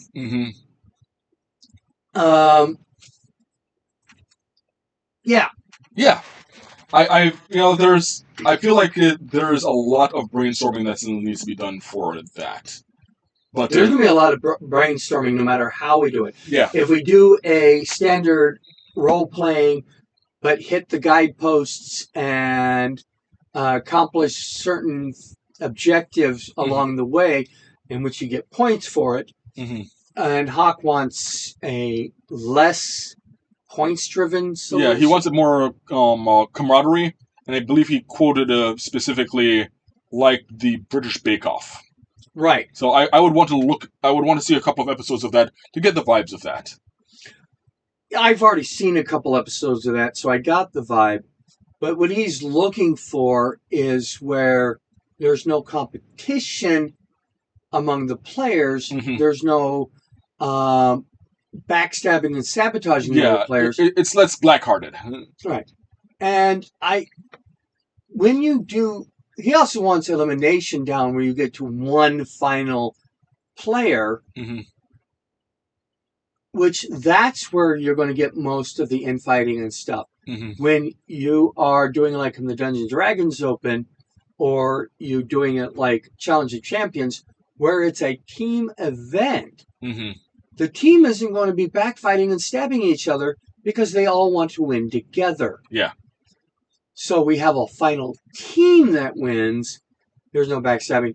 But he wants to somehow have a individual winner with no backstabbing. Not sure how that's going to work. We're going to have to do some research and experimentation. Yeah. That's why we have RPG research. Yes. So, back to traps and riddles. Yes. Now, you said that I have this map. Yep, because you can see that map when you get there. Don't read the little labels on the sides. They're irrelevant. Okay. Well, this scenario ought to be fun, remarks Julian the Guild Wizard in charge of the next event. This was called 8 Boots. 8 Boots, thank you. It's the 8th challenge, and it's called 8 Boots. Yes. There are only 2 ways in and out of the room. The door through which you just entered, and the trap door center of the ceiling. Yes, it's another escape through the trap door in the ceiling scenario. I'm afraid it seems Guildmaster Farthingale has rather fondness for such events, doesn't he? This trapdoor is a little more complex to open than others, though. It requires 2 people to toggle 4 different levers at the same time. In any case, this shouldn't be too bad. You've got 4 pairs of magic boots to help you get there. Boots of levitation, boots of striding and springing, boots of speed, and even a pair of winged boots. The trouble is they're all jumbled together and there's no telling which boot is which. So, pa pa ba da da da da ya ba dee dee dee do. Okay, these are absolutely adorable. Yep, and there are, as you can tell, sure enough, looking down at the jumbled boots, you can tell they look identical, except that for 4 of them are righties and 4 are lefties. You do notice that they have been labeled 1 through 8 on the back of their heels. Yeah. Which should help you keep them straight as to which is which. Now, naturally, you must be wearing a complete set for their magical properties to be used, continues Julian. And furthermore, we've made each pair so they won't work until the wearer speaks the correct command words aloud. So you must have a complete set, and you must say the command words. Now, never fear, I've got the commands words written down. Yes. Here with that, he presents you with the cards that have the command words. It's up to you to determine which command word goes with which pair of boots. Okay. Simple enough. No? Well, you may begin. Okay. Where are the levers? They're at the trapdoors. Okay. There are no levers down here. Okay. Wrong lever, Kronk. Let's hope not. Okay. So, we need to match boots and match command words. Yes. Okay.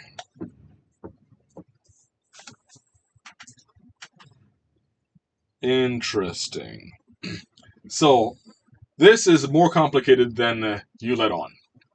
Because I'm noticing, for example, we have this word. Sonwix? Or is it this word? Zimnos? There seems to be, at least for a few of them, for example, is it this way? Or is it this way? Yeah. Okay, that was an interesting observation. It's not, yeah. I see you sorted them by left and right boots. Yes, I did. Okay. Okay, so I'm seeing that on my lefties, we've got 1, 5, 3, and 7. Might as well organize this. 1, 3, 5, and 7. And then we've got 2, 4, 6, and 8. Yes. Yeah. And these are supposed to be levitation, right? Yes, levitation. Speed. Speed. Striding and springing. And winged. Winged. Okay.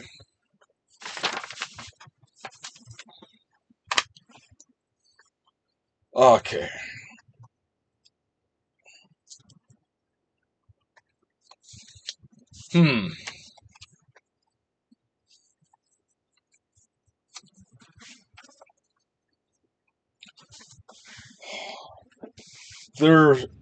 I'm tempted to just start doing this the hard way first, which would be someone grabs a simple boot, puts it on, puts on one of the other boots, and tries all possible 8 combination of the words to see if it activates. And if it doesn't, switch to the next one, switch to the next one, and switch to the next one until they find which one this one goes with. Okay. So let's start off. Let's try that. See if this works. Michael is going to put on left boot number 1. Okay. Okay. He's then going to put on left boot number 2. Well, right boot number 2. Okay. He is then going to say Sonwix. Nothing happens. Zimnos. Zimnos. Zimnos. Nothing happens. If that's how you pronounce that X. If it's at the beginning of a word, it's usually Zin. Yeah. Or Z. Okay. Mon non nom now. Mon nom non Mom, non, now. now. Okay. Mon non now. Okay. Nothing? Nothing. Wiznix. Okay. Zin Nizu.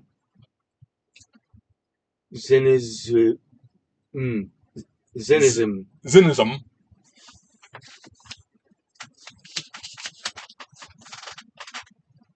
Soinwas. Okay.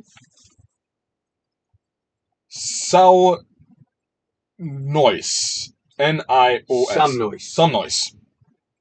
Nope. Nope. Okay. I don't think that's 2. He switches out 2 for 4. Okay. And then it goes through all 8 of those pronunciations. Okay. Nothing. 1 and 4 do not do it. 6 goes through all 8 pronunciations. Doesn't work. Goes to 8. Goes through all 8 pronunciations. Okay. You have successfully activated the boots of levitation. Boots of levitation. Okay. Mind if I write on these? Right on the other side of them. Yeah, on the other side. Yeah. Okay. Boots of levitation. Levi. And, by the way, what pronunciation was that for? Yeah, that's important. Zimnos.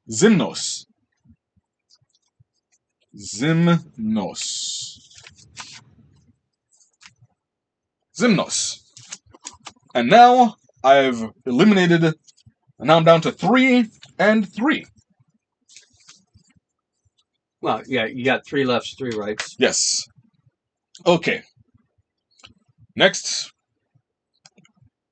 putting that was Michael. Joannie is going to put on boot number 3 Okay. and boot number 2. No. No, Nope. it doesn't work. 3 and 2 do not work with any of the words you have. Okay. What about 3 and 4? 3 and 4, no, does not work. 3 and 6. Wings pop out. Wings pop when out. you say somnios. Somnios. Somnios. Okay, and this was winged. Mm-hmm. The only 2 left to find are the boots of speed and the boots of springing and striding. Yes. So, we've got 5 and 2. No. 5 and 4. No. Yes. Boot of speed. Which one? Now. Mana now. Okay. And that was going to be Geraldine. And last but not least, Scotty Quickflash is going to put 7 and 2 together and say mixed wisdom. What is that? What is the last pronunciation? Wiznix? Wiznix. And that was the boots. Oh, Wizinix. Wizinix. Yeah. That's the boots of striding and springing. Striding and springing. Okay. Everybody's wearing boots. What are you doing with them? Okay. Where are the levers in the room? And how much time do I have left? There, you have 7.5 minutes. So they are on the sides of the trapdoor. They're on the sides of the trapdoor. Yep. 1, 2, 3, 4. All within 5 feet of each other? Oh, yeah. Okay. But you have to pull all 4 simultaneously. Okay, not a problem. The person with the levitate floats up to one side. Mm-hmm. Okay. So they can grab 2. The one with the boots of flying floats up the other side. Mm-hmm. Right? And then they're going to all 4. They're going to pull at the same time. Okay. On the countdown of 1, 2, 3, pull. So it's just 2 people coordinating. Okay. You hear a loud click. Okay. Does the door open? No. Okay.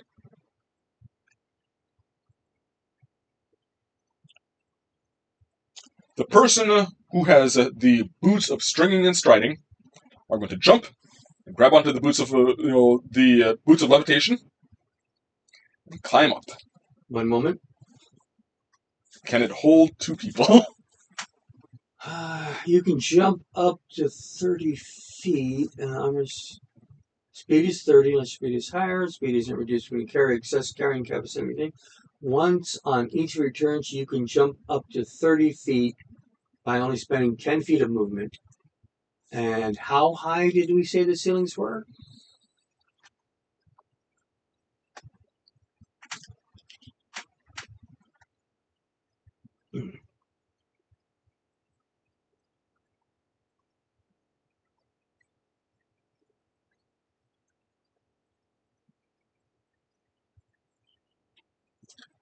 All right. Oh, it's only 20 feet up. It's only 20 feet up. So yeah, I can make that. Okay. But you have...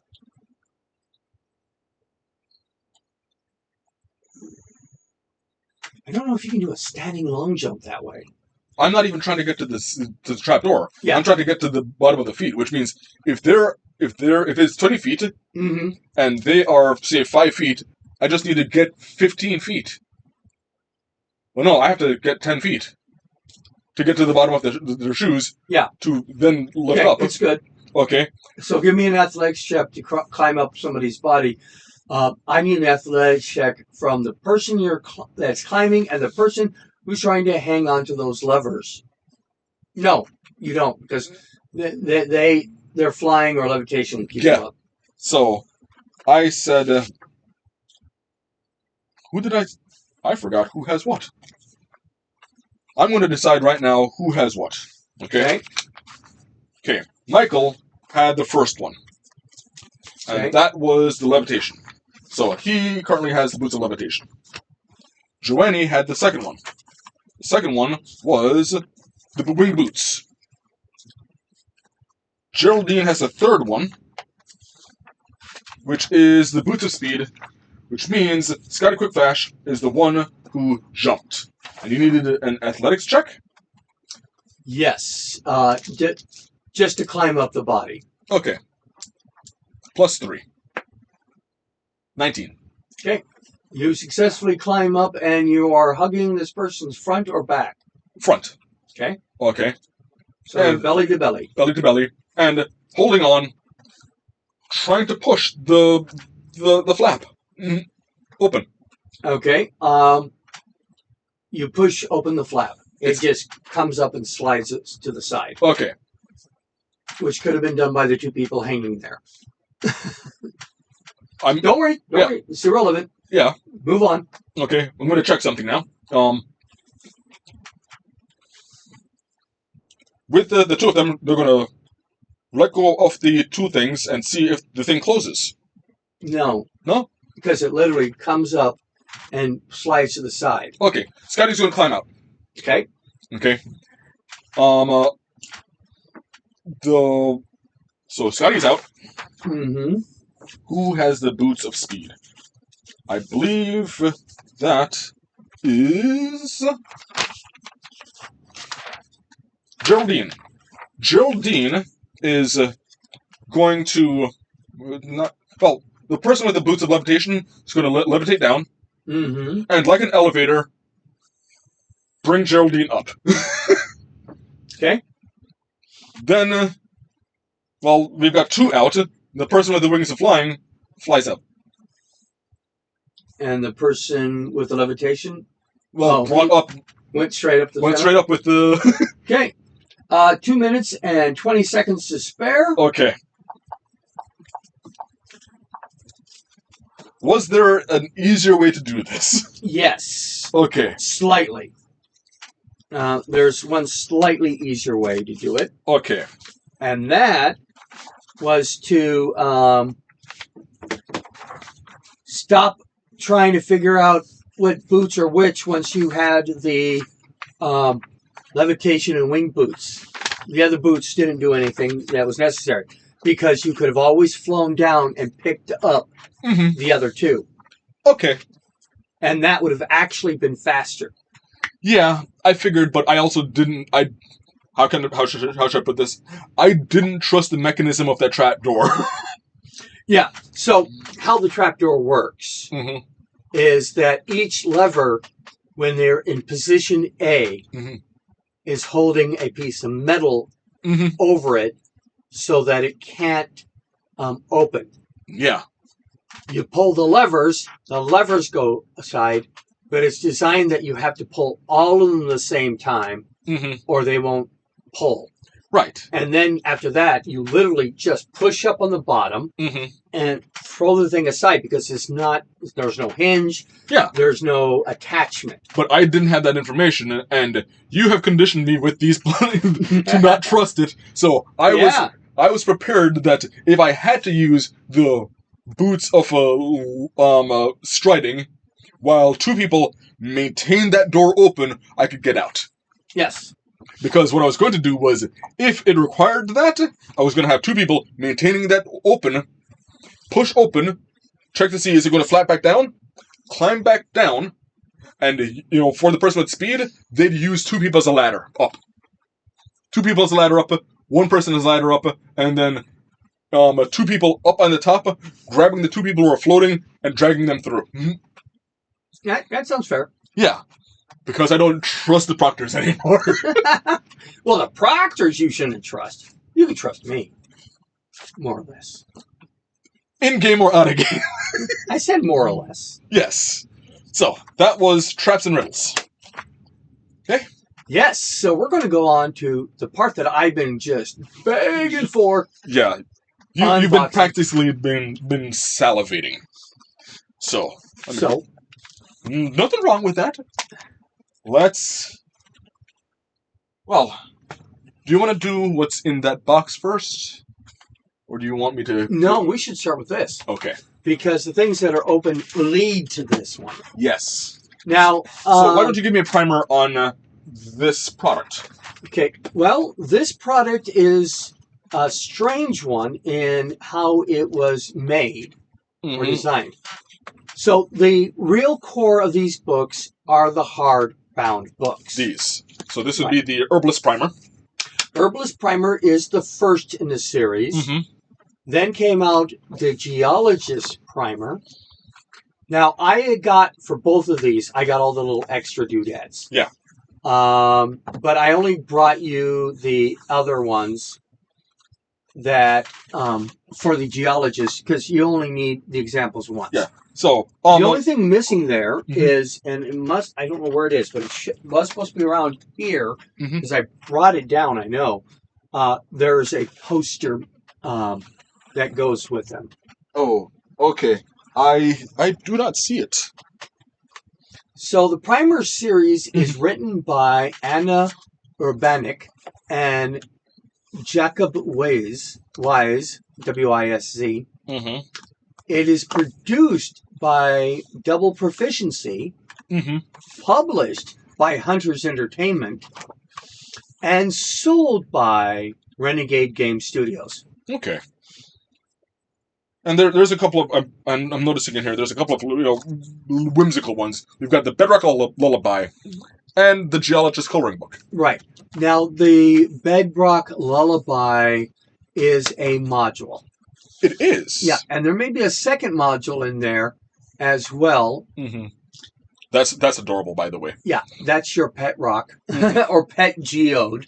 All about Pebbles. Pebbles happily joins the party. Okay, so there's an adventure here. There's should be 2 adventures in there, I think. Well, let's see the Go.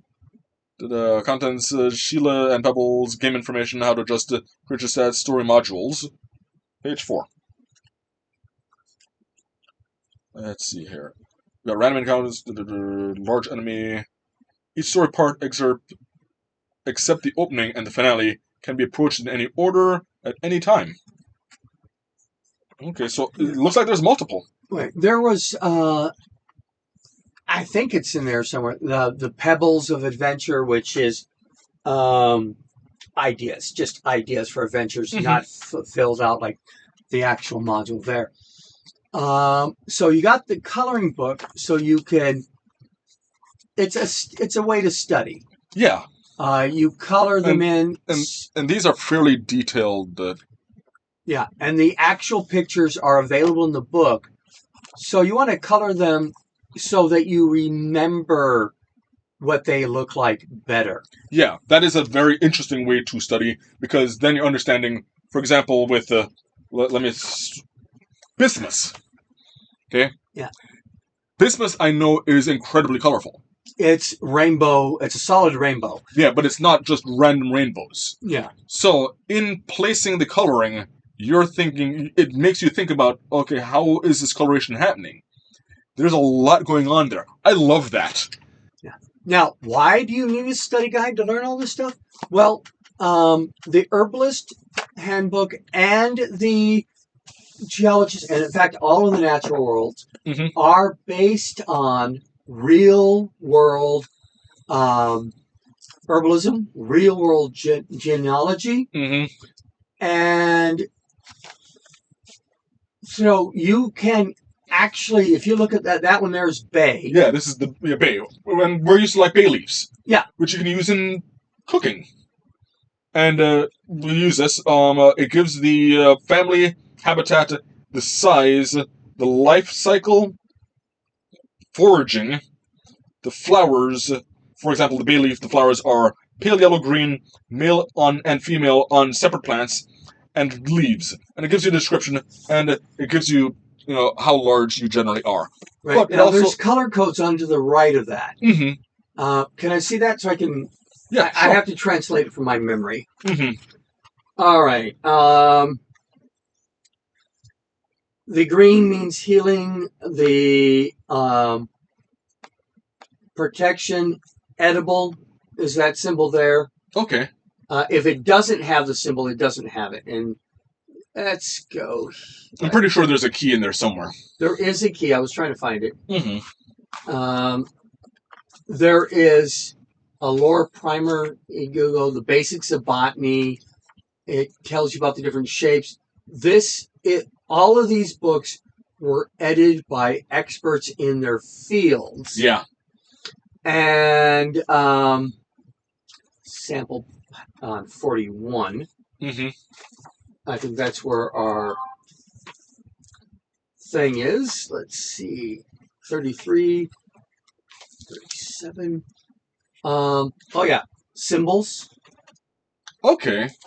We got some astronomical symbols. In case you want to incorporate that into your game. Well, right here's the basic of herbalist magic.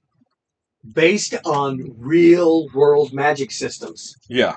Color matching, common ripples. For example, like Wiccan and Druids. Yeah, and more, depending on what, the countries. I'm using examples. All right, so green is medicinal. Yeah. Blue is protective. Purple is edible. Orange is psychoactive. And red is poisonous. Okay. Then he goes to the family, scientific name, popular name, habitat, general climate and biome. And then on the descriptions here, it will tell you the description of the plant, the habitat, constellation, foraging, preparation, culinary properties, medicinal properties, magical properties, and poisonous properties. So you get the full thing on there. This has got so much information. So these would be wonderful, not just for role-playing games, but if you are a practitioner of the old ways. And if you just want to know about the plants themselves, because an actual plant biologist edited this. Yeah. So I absolutely love this. I know that my wife would love this even more. So you will have to pat me down before I leave. I will pat you down with a sharp stick. I'll leave them. Especially if I know what's in that box. My wife has had she's been on she's been in a massive rabbit hole. Well, the good news is, if you check to... the links in the doobly-doo, Mhm. you will find how to get the PDF versions of this. Yeah. You will find how to get the physical versions of this. And there is going to be an app. Yes. And it is called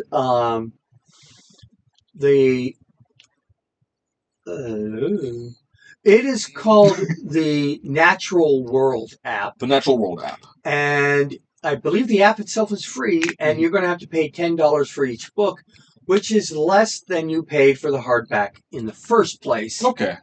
So let's go look at some of the things we have here. We have the Geologist Primer cards. Yeah.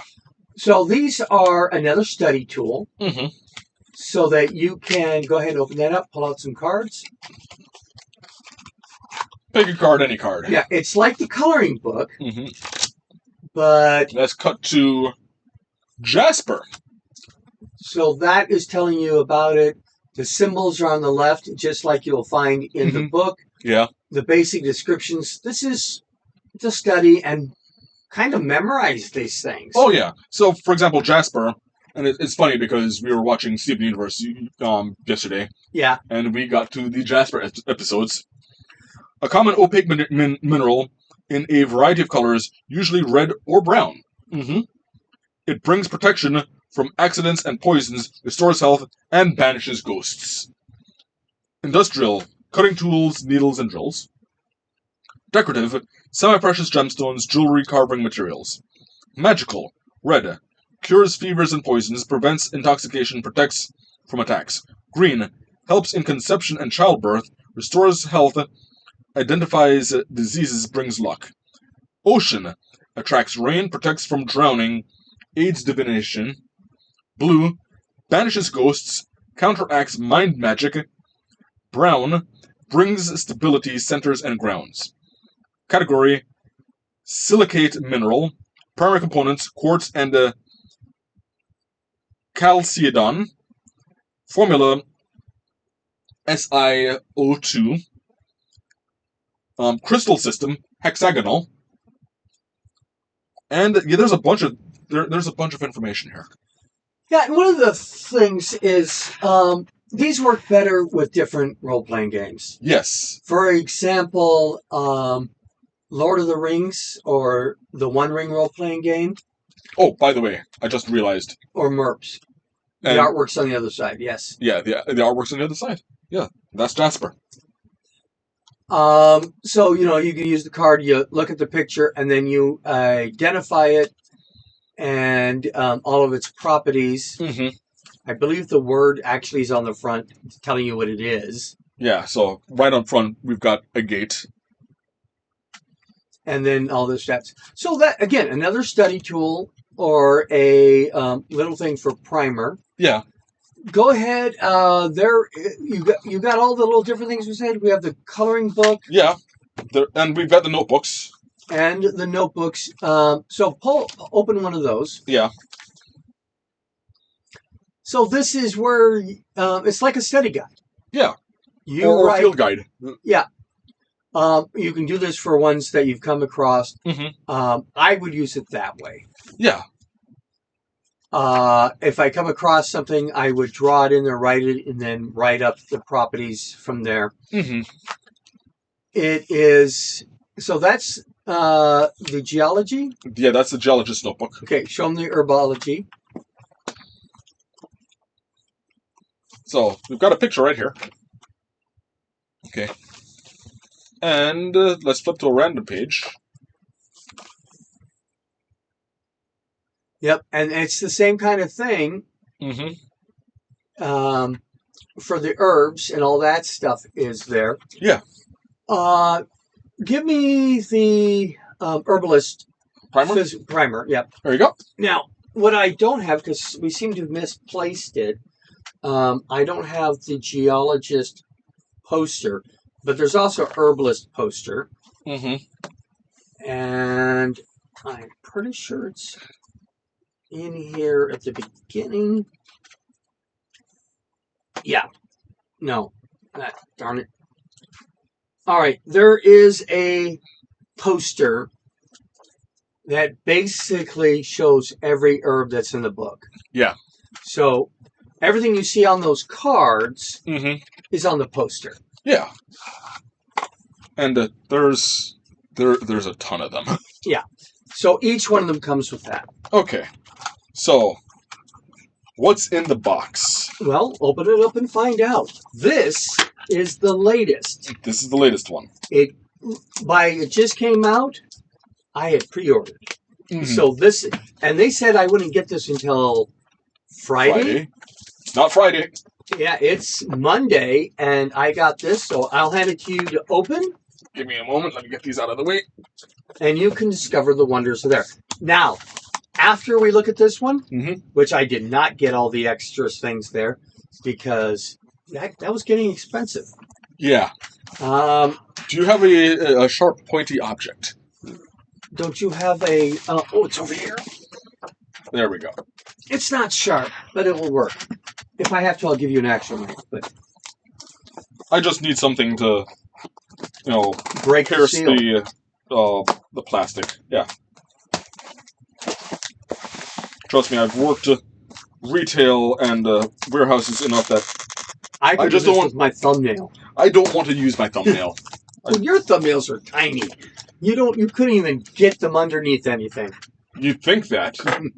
I just don't want to damage the meat underneath. Yeah. Okay. So, got an empty box. That's called a quick cutter. The quick meat? Yeah. Yeah. It's still meat. Okay. Yes, this is what I thought it was. This is what I thought it was. Hand me the box. Let's just get that. Mycologist's primer. So yes, my wife has been down a rabbit hole for mushrooms. Well, this is not just mushrooms. It's fungi. It's moss. It's mushrooms and fungi and all this stuff. It's a much bigger category than people. Yeah, it's so one of the things that I was talking to her about funguses is when we're talking about classifications of life. Yes. You've got your domains, you've got your... Generally, I start off with kingdoms. The standard kingdoms are, for example, you've got the plant kingdom, you've got the kingdom for protozoa, the kingdom for animals, you've got the kingdoms for plants, you've got the kingdoms for bacteria, and a couple of others. But there's an entire kingdom for funguses. And funguses are their own thing. Yeah. Yeah. And they're neither plant nor animal. Correct. Now, there is some overlap. But they are definitely not geology. They're definitely not geology. They are most definitely in the category of life. Yeah. I know that, for example, all funguses have a plant wall. Much like plants. But they don't have chloroplasts. So they cannot create energy through photosynthesis. Nope, they have to absorb their energy. Yeah, much like animals. So they're kind of like halfway between animals and plants. Funguses. Yep. They also tend not to move unless in, I don't know about the other books. The other books have like one bookmark? This one is two. Yeah. Yeah. So let's see what we've got here. That is Agricon, also known as Ibicurico. I'm going to mispronounce that. Quianaconk, bread of the ghosts. Awesome. Yes. Bread of the Ghosts. It has green and blue. So, okay, that's, in this case, healing and protection. Healing and protection. And because they like to keep it the same throughout the whole system. They also have, this is wonderful, they have an entire diagram of your standard fungus. Under the herbalist primer, it has the breakdown of the different types of leaves, the different types of roots, and all that kind of stuff. Yeah. Geologist primer have the different ways of grading a stone you're looking at on its hardness, its clarity, its opaque, how opaque it is or is not. Oh, this is wonderful. So I'm looking at, like I was mentioning, the kingdom. They have the kingdom of fungi, and they have the different types of general breakdowns of funguses. Yeah. So we've got yeasts, molds, mushrooms, mildews. I wasn't aware that mildew was in the fungus family. Yeah, it is. Rusts. Rusts are fungal plant pathogens causing plant fungal diseases. They are highly specialized and cannot be transmitted to non-host plants. So a rust would be different from, for example, the oxidation on your metal. Yeah, on your iron. Smuts. A fungal plant parasite affecting predominantly grasses and sedges, including many cereals and crops. They hijack plants' reproductive systems, forming galls that eventually burst and release spores to infect nearby plants. Lichens, not a true fungus. Yes, they said it here. Not a true fungus, but a composite organism. This is something that they recently found out. Okay, and remember, this book was written by the same two authors that all the other ones, but the editor was a real myconologist. Yes. Real practicing myconologist. So, lichen is not a true fungus, but a composite organism built from algae, one of the other kingdoms, or cyanobacteria, living in a long-term, mutually beneficial relationship with fungi. Yeah, you're seeing a symbiotic relationship every time you look at lichen.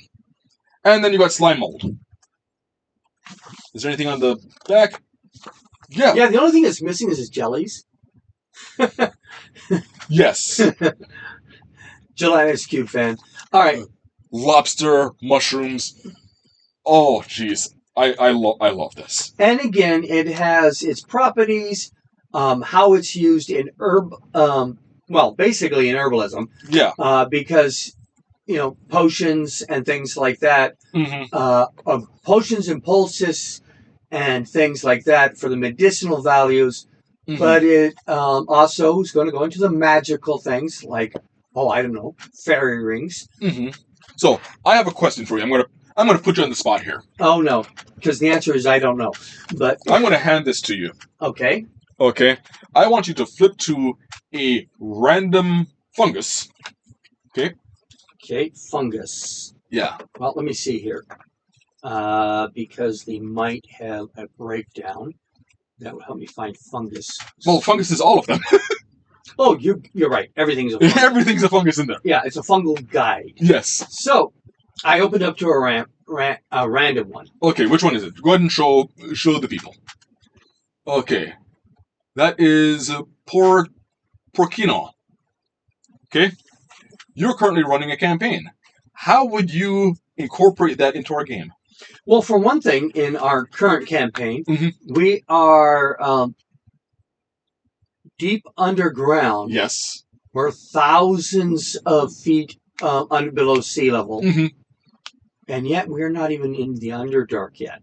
I know that. But I was raised drow. This is a bit too humid for me. So the plants would be found, instead of saying you find mushrooms, there are specific mushrooms. Now there are in-game or in-world mushrooms that are fanciful. Yeah. But I would use this one. How would you use specifically that one? I thought I was putting you on the spot. Oh yeah, but this is easy. Okay. One, it's a source of food. Okay. 2, it's a source of healing. Okay. How much healing would you give it? Well, let's see. What here. type of healing? Speaking of, we were doing healing last week. Medicinal properties. Porcini contains the same rosmarinic acid as found in rosemary, sage, and other herbs valued for their health benefits. It's an anti-inflammatory, antiviral, and antitoxidant. Traditional porcino was used to treat sore eyes, dog bites, head ulcers, and gastric complaints. So one of the things I was thinking of doing for our system is if you use this as a ingredient in a potion, or you use it along with an herbalist kit, I can give you bonus hit points. Bonus hit points? Okay. Because you're using specific plants. Okay. That you had to harvest. Okay, now I noticed that it had certain benefits towards, not necessarily disease, but some types of infections. Would you give, for example, a bonus on, your save versus poison? On specifically that one. If it's a toxin. If it's a toxin as opposed to a venom or a other types of poison. Okay, so you'd use that against other, for example, herbal, plant-based toxins. Yeah. Yeah, as opposed to animal-based toxins. Right. Okay.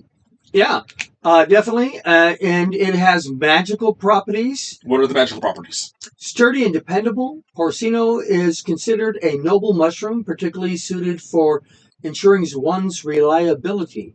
Concentrated fungal extract mixed with oil is used in social rituals, focusing on increased personal responsibility, such as coronations, knightings, graduation, and coming-of-age ceremonies. So I would be a ingredient you can use in one of the ceremony spells, obviously. Or I was also thinking, if you incorporate it into Geese.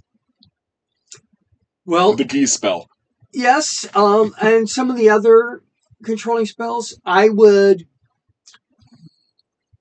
at the very least, increase the difficulty class by 1. Okay. More ingredient, so there'd be benefits for doing it. Consuming porcine bestows the mushroom's health, encouraging the renewal of strength and reconvalescence. Now, so that sounds like, ooh, this is an ingredient to add or require for, what is it called? Renewal? No. Restoration. So greater restoration and less restoration. Yes. Okay. If we're running a campaign where the herbs matter, some of them will be mandatory, some of them will be boosting. Now, where's for example, you're using greater restoration to restore blindness. You may need to find the correct herb or mushroom for that. Okay, and where would we find that mushroom? Oh, well, that's easy. Porcino is one of the easiest edible mushrooms to forage. It has no toxic lookalikes. Most closely related and similar to boletes are equally edible. It's not always as fragrant, if not always as fragrant, as the mushroom is beloved by insects as a cantina and a nursery.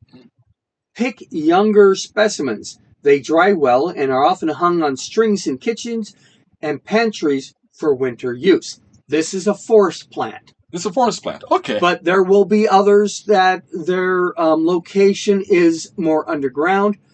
And I don't know how many of those, but we all know that certain things exist underground. Yeah. And those are the ones that you have a better chance of finding in that environment. Mm-hmm. This one you're going to find out in a choice edible mushroom prized in cuisines worldwide for its flavor and fragrance. Its increased personal responsibility restores strength and protects from forest spirits. So, and by the way, habitat, yeah, temperate forests and plantations. Okay.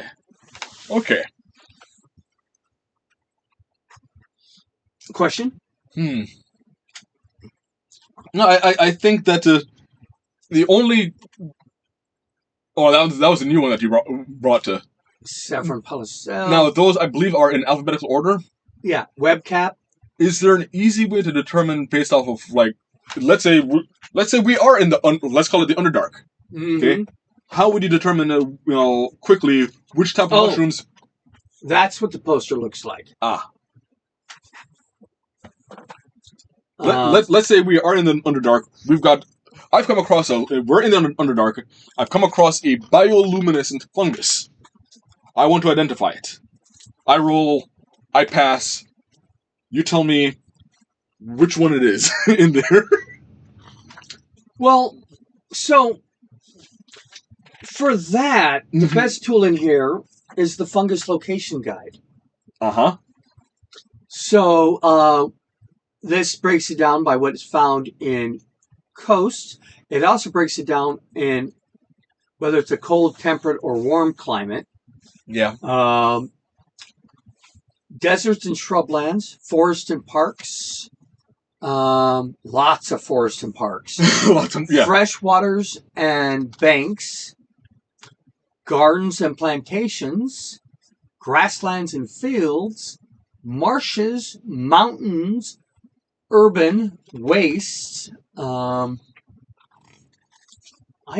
don't have a specific list for underground. Underground, yeah. That's going to take some research on my own to find that. But there's animal fungi interactions, human fungi interactions. Yeah. Arts and crafts. Ways to use these things for textiles. That's fungi in fine arts. There's the appendix, which has medicinal use of fungi, magical correspondences. It does not have a random chart to roll for what they are. That may be something that you'd have to produce yourself. Yeah. But that is still a phenomenal resource. It is. And with these three, we've got a really good start. Oh, yeah. So now with the time we have left, I want to tell you about what's coming up. What's coming up? They are starting, the next one, there are the zoologist primers. And I say primers because they come different volumes. In fact, right now they're planning 4 volumes. Okay. The first one is birds. Okay. Because they love and fascinated by feathery bipeds. Yeah. And love they some dinosaurs. already have a preliminary list of 100 folklore and magic-rich birds. But if there are any less known favorites like us to consider, put them in the contest. Rest assured, we have the basics. Ravens, owls, larks, chickens, herons, secretary birds, etc. covered. Okay. They want, if you have something that is more unique that they might not have thought of, I'm pretty sure they have kiwi on there, but yeah, there's, it's going to be tough. But if you have exotic birds that they might not have heard of. After that, we are also planning volumes on mammals. This is volume 2 from aardvark to zebra. Cold-blooded vertebrates, amphibians, reptiles, and fishes, volume 3. And on invertebrates, 4 insects, mollusks, crustaceans, arachnids, myriapods, and others. Anna calls the last one the ick book. The ick book. But she promises to get over herself, or rather over her phobias, before starting on that one. So we got the first 3 books. The next 4 books will be the animals. Yeah. So we have animal, mineral, vegetable. Both categories of vegetable. Yes. What is there anything left? Okay. We've got our in the animals we've got the birds, we've got the mammals, we've got fish, reptiles, and amphibians. We've got arthropods, effectively. Invertebrates. No, I'm saying like hard-shelled ones, for example, like crustaceans and arthropods and spiders and So insects. vertebrate means it has a spine. Yes, but I know when I hear about the ick book, I'm thinking jellyfish and sponges, which are also invertebrates, but they don't have that outer shell. Yeah. Yeah, that's why I was separating them. Right. That goes under myriapods and others. So we've got our birds, our bees, our animals, animals, minerals, vegetables. I don't know what's left. I'm thinking here.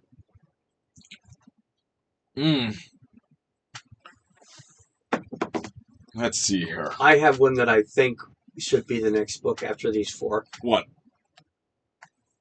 Weather. Yeah. Types of weather. What magic is sorted with weather. What magic affects weather. How about this? We say environs, which would include weather. Yeah. But you also get terrains. For example, you're in scrubland, as opposed to a marsh. How can you tell if you're in a bayou versus a swamp? And some of the properties of that. Because some people will say, well, I'm in a swamp, and you're in a bayou. Well, they can also do basically terrain. Yeah. What are terrain features, navigation tools, etc. So let me find something here. Because you can get most of these books on Drive-Thru RPG. And additional books that you can find on Drive-Thru RPG, Natural World Library, is you can get all the little special things. You can get all the books as PDFs, including Bedrock Lullaby, Alchemist Toolkit, which is not the Herbalist. I don't know if there's a physical book yet for the Alchemist Toolkit. Okay. I own it, but the Herbalist flashcards, things, Geologist coloring book, I'm trying to find Alchemist Toolkit. Is it the same thing? Oh, yeah, it's the hottest and newest. So let's see here. Geology, Adventure Pebbles, which are things to get you. Alchemist Fugue, which is role-playing. It's modules, basically, for those. And these are system-agnostic modules, by the way. Yeah. Geologist Primer Poster. Adventure Seeds, that's for the Herbalist one. I do love the puns. Yeah. The Herbalist Coloring Book, Herbalist Notebook, Song of the Hedge. That's their module stuff. So we have the seeds and the pebbles, which are hooks. Yeah. And then you have a couple sample modules set around those things. But there's one other thing I'm looking for that belongs in these categories from them. Nope, not those.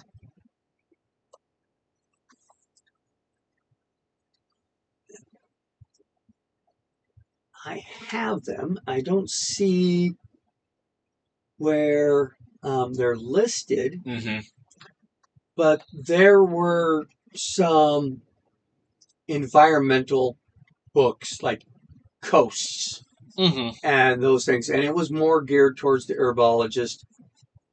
I don't see them right here on there. Okay, but that's something that we can look into. I have them. So this is going to cover everything, and then one of let's talk about the final tool that's coming out. and that's the naturalworldlibrary.com. And that was the app, right? This is an app. Yeah. Guide to real-world magical plants with mixed ethobotany, folklore, green witchcraft, occult, and science. Mm-hmm. That's the herbalist, but the mycologist and geologist primers should be on there. Eventually, the animal primers. And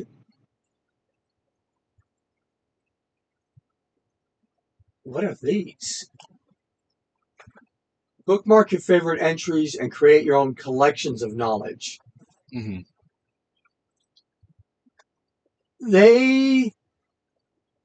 I think,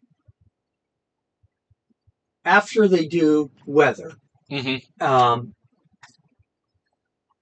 The next one should be the xenobiologist, Xenobiologist. where they list cryptids. Oh, okay, yeah. And old world mythical monsters, Mm-hmm. so that you can get real world mythology instead of Dungeons and Dragons mythology. For example, in Dungeons and Dragons mythology, a gorgon is a metallic bull. Yeah. Not one of the three sisters, one of which is the Medusa. Yeah. And in real world mythology, the Medusa is singular. That's why I'm calling her the Medusa. Mm-hmm. Or, well, actually, that's really a bad way to say it, because Medusa's her name. Yeah, Medusa is just her name. Yeah. Um, It's like saying the Bob. Right. Well, the Bob has his own reputation, but his name is Bob. Right. Then there's they have now Medusa as a race instead of an individual, Mm-hmm. with male and female examples. Yeah. I've always been curious about that, but I haven't really looked into, like, why is the Gorgon in Dungeons & Dragons a metallic bull? Because they needed a new monster? That's all I can think of. It does petrify. Yeah, it does petrify. With a gas. Mm-hmm. I'm looking to get to this PDF when it comes out. I've already ordered it through the Kickstarter. Mm-hmm. So you got lots of options. Yes. It is actually out in real world bookstores. Mm-hmm. I would also recommend, if you want access to these, go to your local library. Yes. And request these books. Yes. These are amazing books. Yeah, they should be in the libraries. Mm-hmm. For just that reason. Yeah. So, I believe we have run out of time. Yes. Yes. This was exciting. And we do already have things to unbox next week. Yes, we do. Yes, we do. You've been taunting me about the next dungeon crate, which I was poking back at you, like, no, I knew that this was going to dominate our time here. Yeah, oh yeah, especially when this book showed up today. Oh, absolutely, yes. So, I'm going to have to take some pictures of that and taunt my wife with it, because that is a really good book. Show her the links. She can get all those PDFs. Mm-hmm. So, or she can buy the physical books like I do. Yes. Oh, no, that is going to be one where she wants a physical book. Is she going to want the herbalist one as well? Possibly, but right now, that's the funguses. Yeah, that's her hyperfixation. So, this has been the RPG Talk Show, brought to you by RPG Research in cooperation with the USS Spokane. The Inland Empire's Star Trek Fan Association. Comments, questions, and suggestions should be directed to info@rpgresearch.com with the subject line including RPG Talk Show. Next week, our topic will be, I just read it, now I can't think of it. Okay, asynchronous information. Oh, asymmetrical information. Not symmetrical, synchronous. That means out of order. Okay, in that case, we're probably going to be doing both, because I'm used to asymmetrical information, where, as a game master, I know certain things, and I make sure you don't know. Right. Yeah. But synchronous means out of place in time. Yeah. You may get information, like a flashback is asynchronous. Mm-hmm. Yeah. Or, for example, a good example is if you ever watched the movie Memento, where you're finding out the past in the wrong direction. Oh, yeah. Yeah. So, that's what we're going to do. Yeah, that's what I'm talking about. Unbox a Loot Crate next week. Mm-hmm. And if I get permission, we'll unbox a new miniature that just showed up today. But it's not mine to show. It's not yours to show. So, see you next week. Good night, and dream well. would love that book.